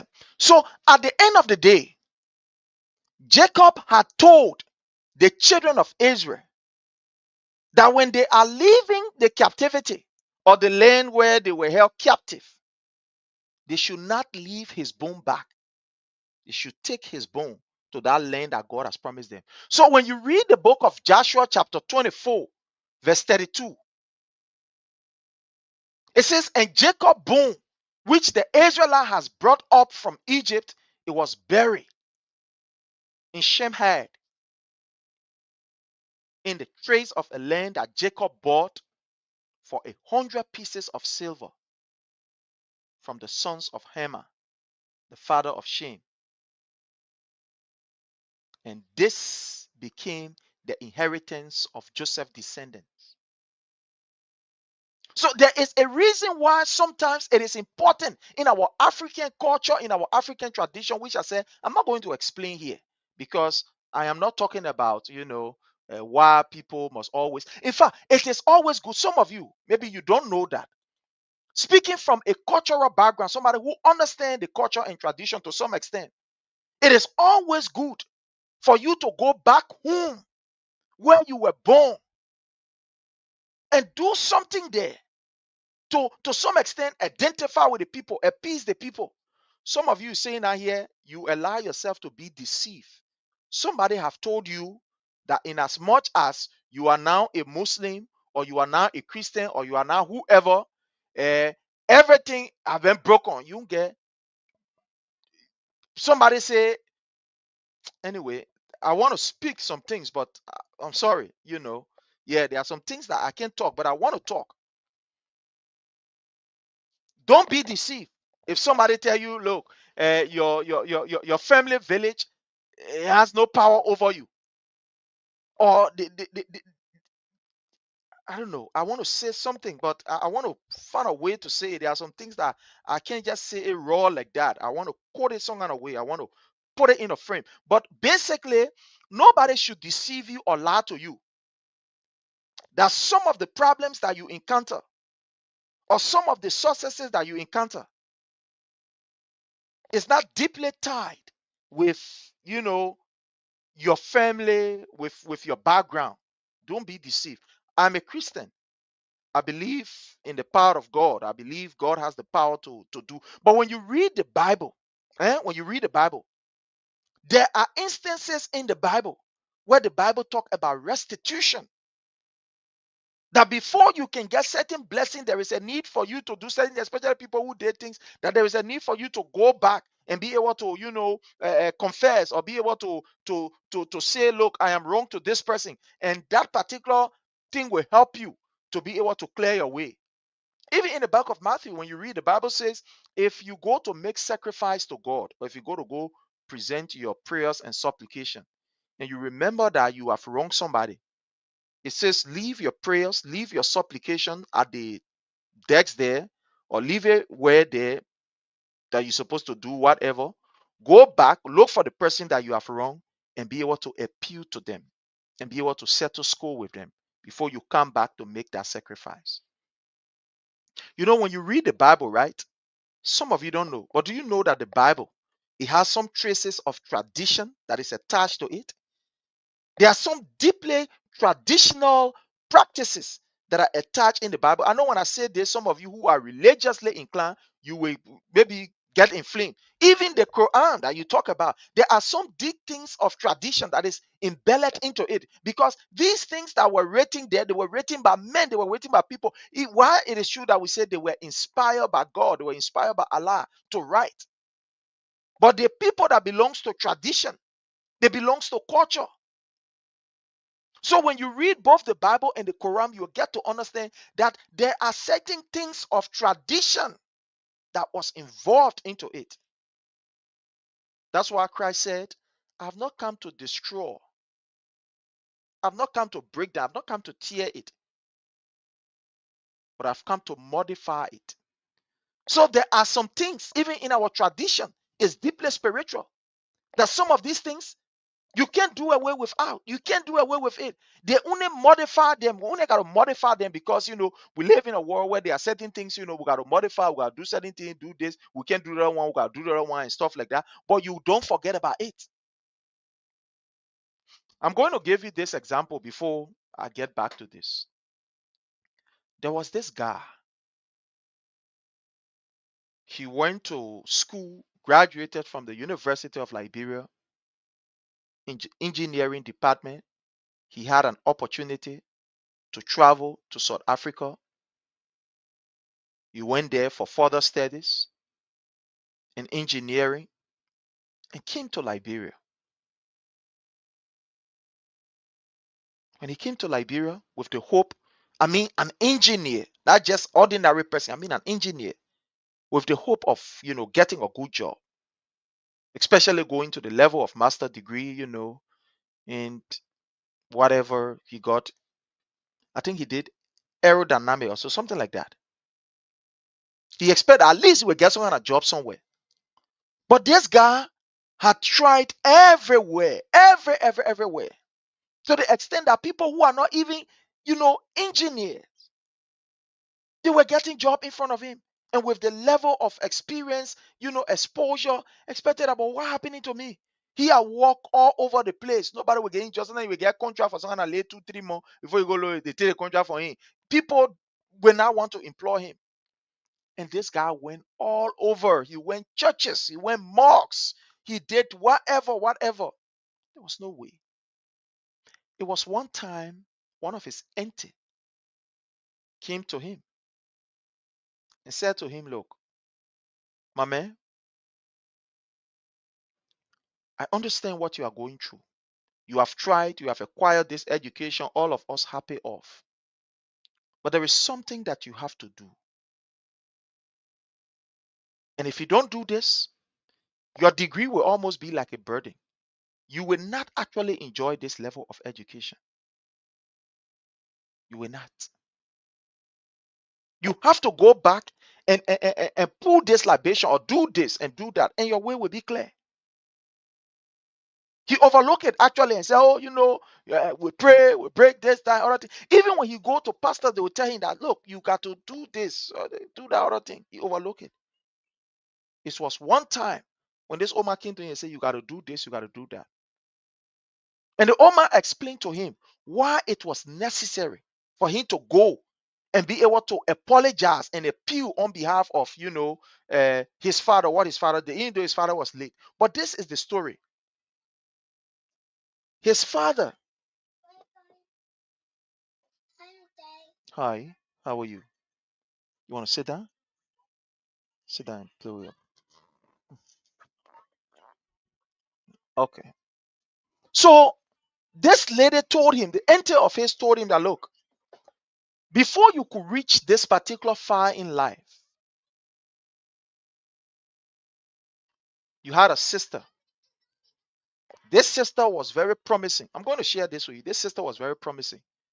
She was almost like seen as the breadwinner for the family. Because especially our people, they can go and look behind and do some other stuff and things like that. See, this person was seen as almost like the breadwinner of the family. Very bright coming up.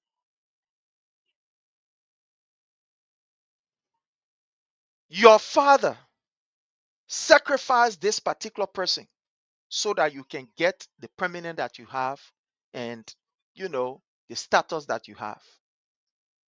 And because this person was a female, a girl, in some tradition, it will say boy that the boys then can, take care of the family. They will do this, they will do that. The girls empire, they will go and different men will carry them and stuff like that. So this his auntie told him that the reason why this thing is happening is because that girl was sacrificed so that you can get the blessing and get all of the education and whatever. But she is not satisfied. So you got to go on behalf of your father, even though you are not aware of it. You are just a child when that thing happened. But you got to go and be able to do what you can do. Even though you praying to the quick God, they say quick God. But you got to go and pull libation and ask for forgiveness, whether from the family or whatever, whatever it is, and your way will be clear. According to that particular fellow that I know very well, he said he overlooked it. He said, oh, your leader here, man, what will happen? Nothing will happen. Oh, this, that, we'll go to church, we'll pray. And he left from one church to another church, from one church to another church, from one church. They will always tell him that, look, something is happening. You got to go and make restitution. Something is happening. So it was one time that he decided that, look, this thing here that my auntie, I don't believe in it, but there is a need for me to go and do what I can do to be able to settle with this stuff. So he went to the village. He went to the village. Thank God that his auntie was still alive. Called the auntie and said, auntie, this story that you told me, I have come. So that whatever we can do, let's do it. The only thing that I don't want to do is that I don't want to share blood. Even though I was not man enough to know. I was small when this thing happened. But what you have explained to me, there is a need for us to sit down and talk family way, and let us also be able to settle this thing. Because the person that was allegedly sacrificed, so that he can get all of this success and whatever, was another child, but from different mother. They were not from the same mother, but from the same father. So this other woman child, is a look, I get by you, and now I get bored. The boy here will take care of us. So the woman said, even though she at the time was not even alive, because when that thing happened, she lived with the pain until she left this earth. So he entered, told him that, look, these are the sacrifices we got to make. Be peace, blah, blah, blah, do this, like a cow, like a sheep, or whatever, we call, make the sacrifices, call people, apologize, and do this, and you will be okay. You'll find your way through. So he said reluctantly, even though all the thing that was going on, you were praying in his heart and he was burning and doing everything, but he did it. And he said, Prince, when that stuff happened, I came. The first place I got a job was at RRA. As I speak to you, this particular fellow, he's not even in Liberia, he's in Canada.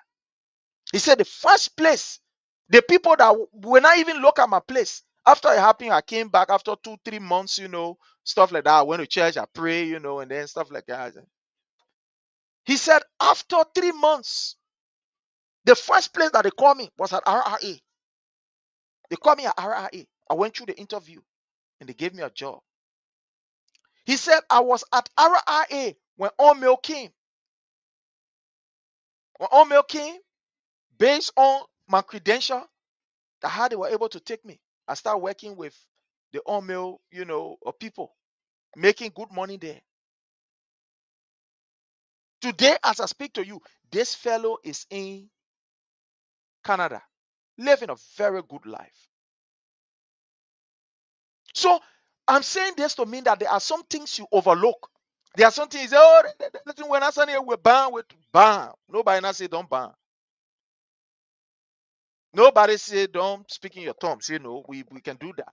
But sometimes there are some things that restitution. There are some things healing doesn't, or going to, it doesn't, you just got to make open confession and you'll be okay. So to take the former president body to his hometown is highly spiritual. It's not only physical, but it's spiritual. But like I said, when I go through all that, I just try to connect you to tell you some things that there are times you got to respect the tradition of the people. Tradition is meant to be obeyed and respected. But some of us, because of this modernization, we say Western life. Oh, I forgot about that thing. That's not nonsense. Oh.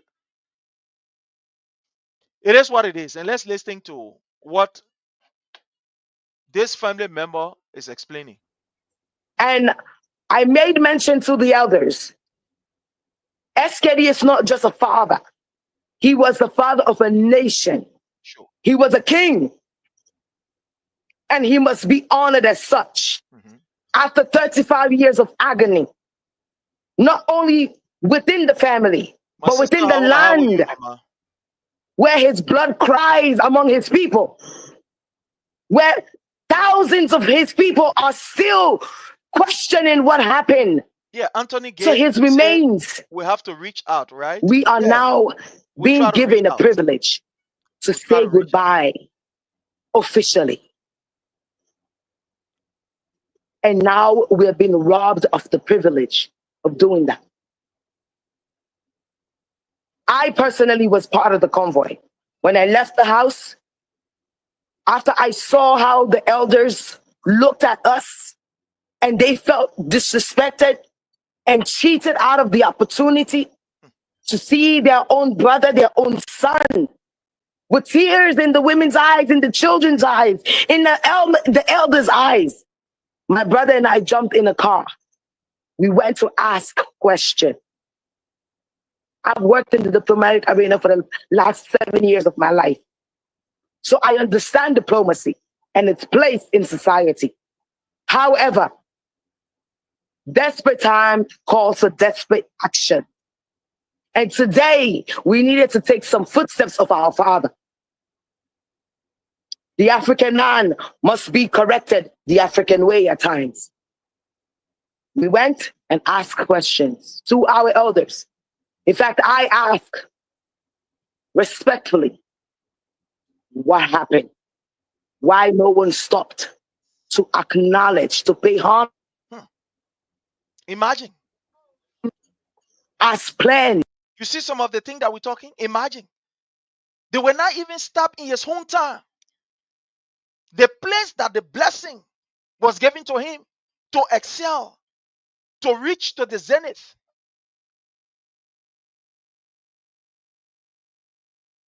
Let me tell you something today.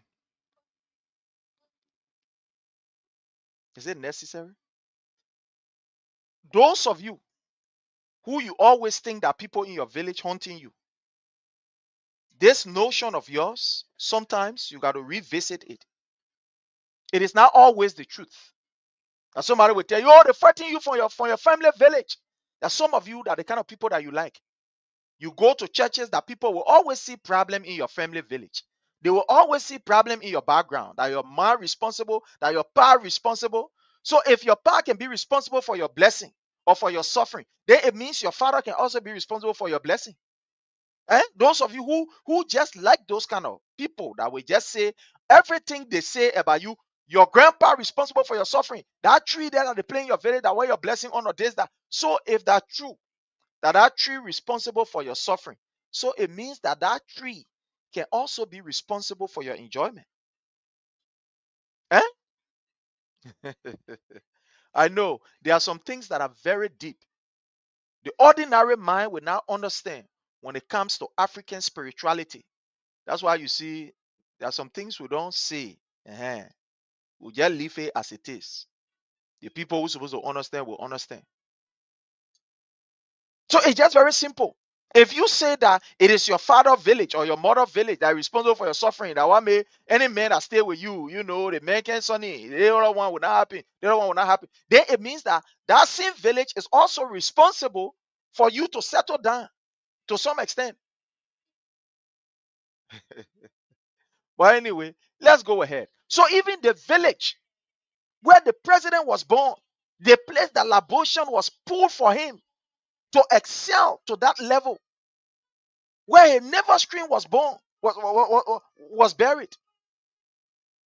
The place that he walked with barefoot, step on the soil, eat from that soil.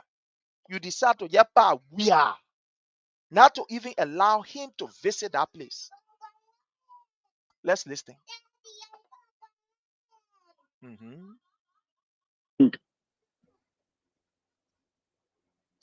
Several news came, according to them, various allegations started rising about different issues that were going on, and they didn't feel safe to come into Tuzon. So they proceeded without a call, without sending a message into the town to tell the people of Samuel Kenyado that his remains will not come.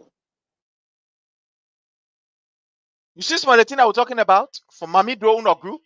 They believe that they can't carry him to Tuzon. And the only reason why they weren't doing it was because they felt that Zoe Emmanuel Peno, to some extent, and I play, they all coming from. So the people now get which settle for them. Anytime I go home, right, I can visit Kipma. And this notion that, they don't want to I just laugh. Even know. Anytime I go, I want to, I went home, somebody say, don't go to Cape Man, don't go here, don't go there, this, that, other thing. I say, who me? You even know who am I? I don't even let my river business. That's the first thing. The only thing that I would be afraid of is the road, traveling on the road or something like that. Sometimes the roads are just in a deplorable condition. But that will not make me not to beg you. I went Lofa, I went Cape Man. In addition to other, counties that we went to. We went there. Let's go ahead. With utter disrespect, I was provoked. I'm the last seed. But today I felt like it was my time to speak. My elders have spoken.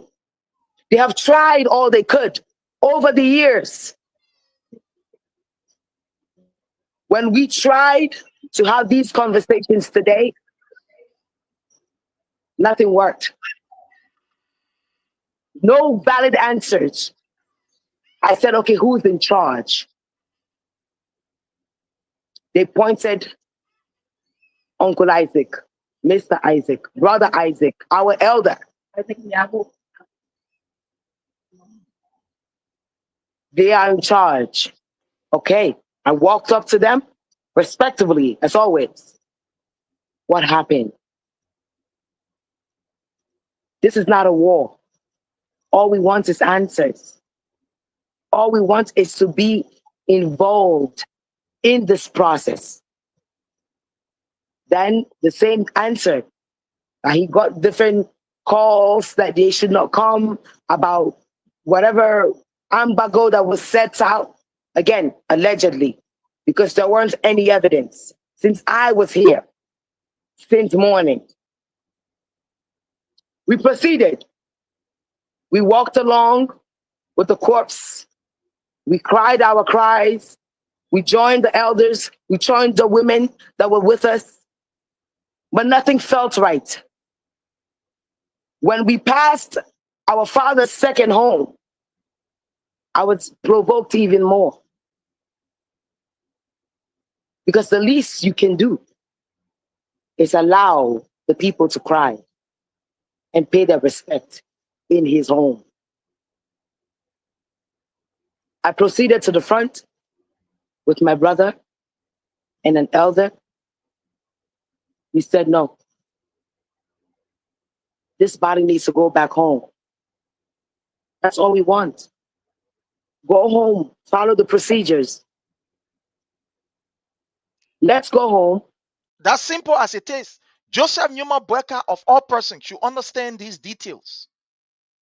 Of all persons, should understand these details.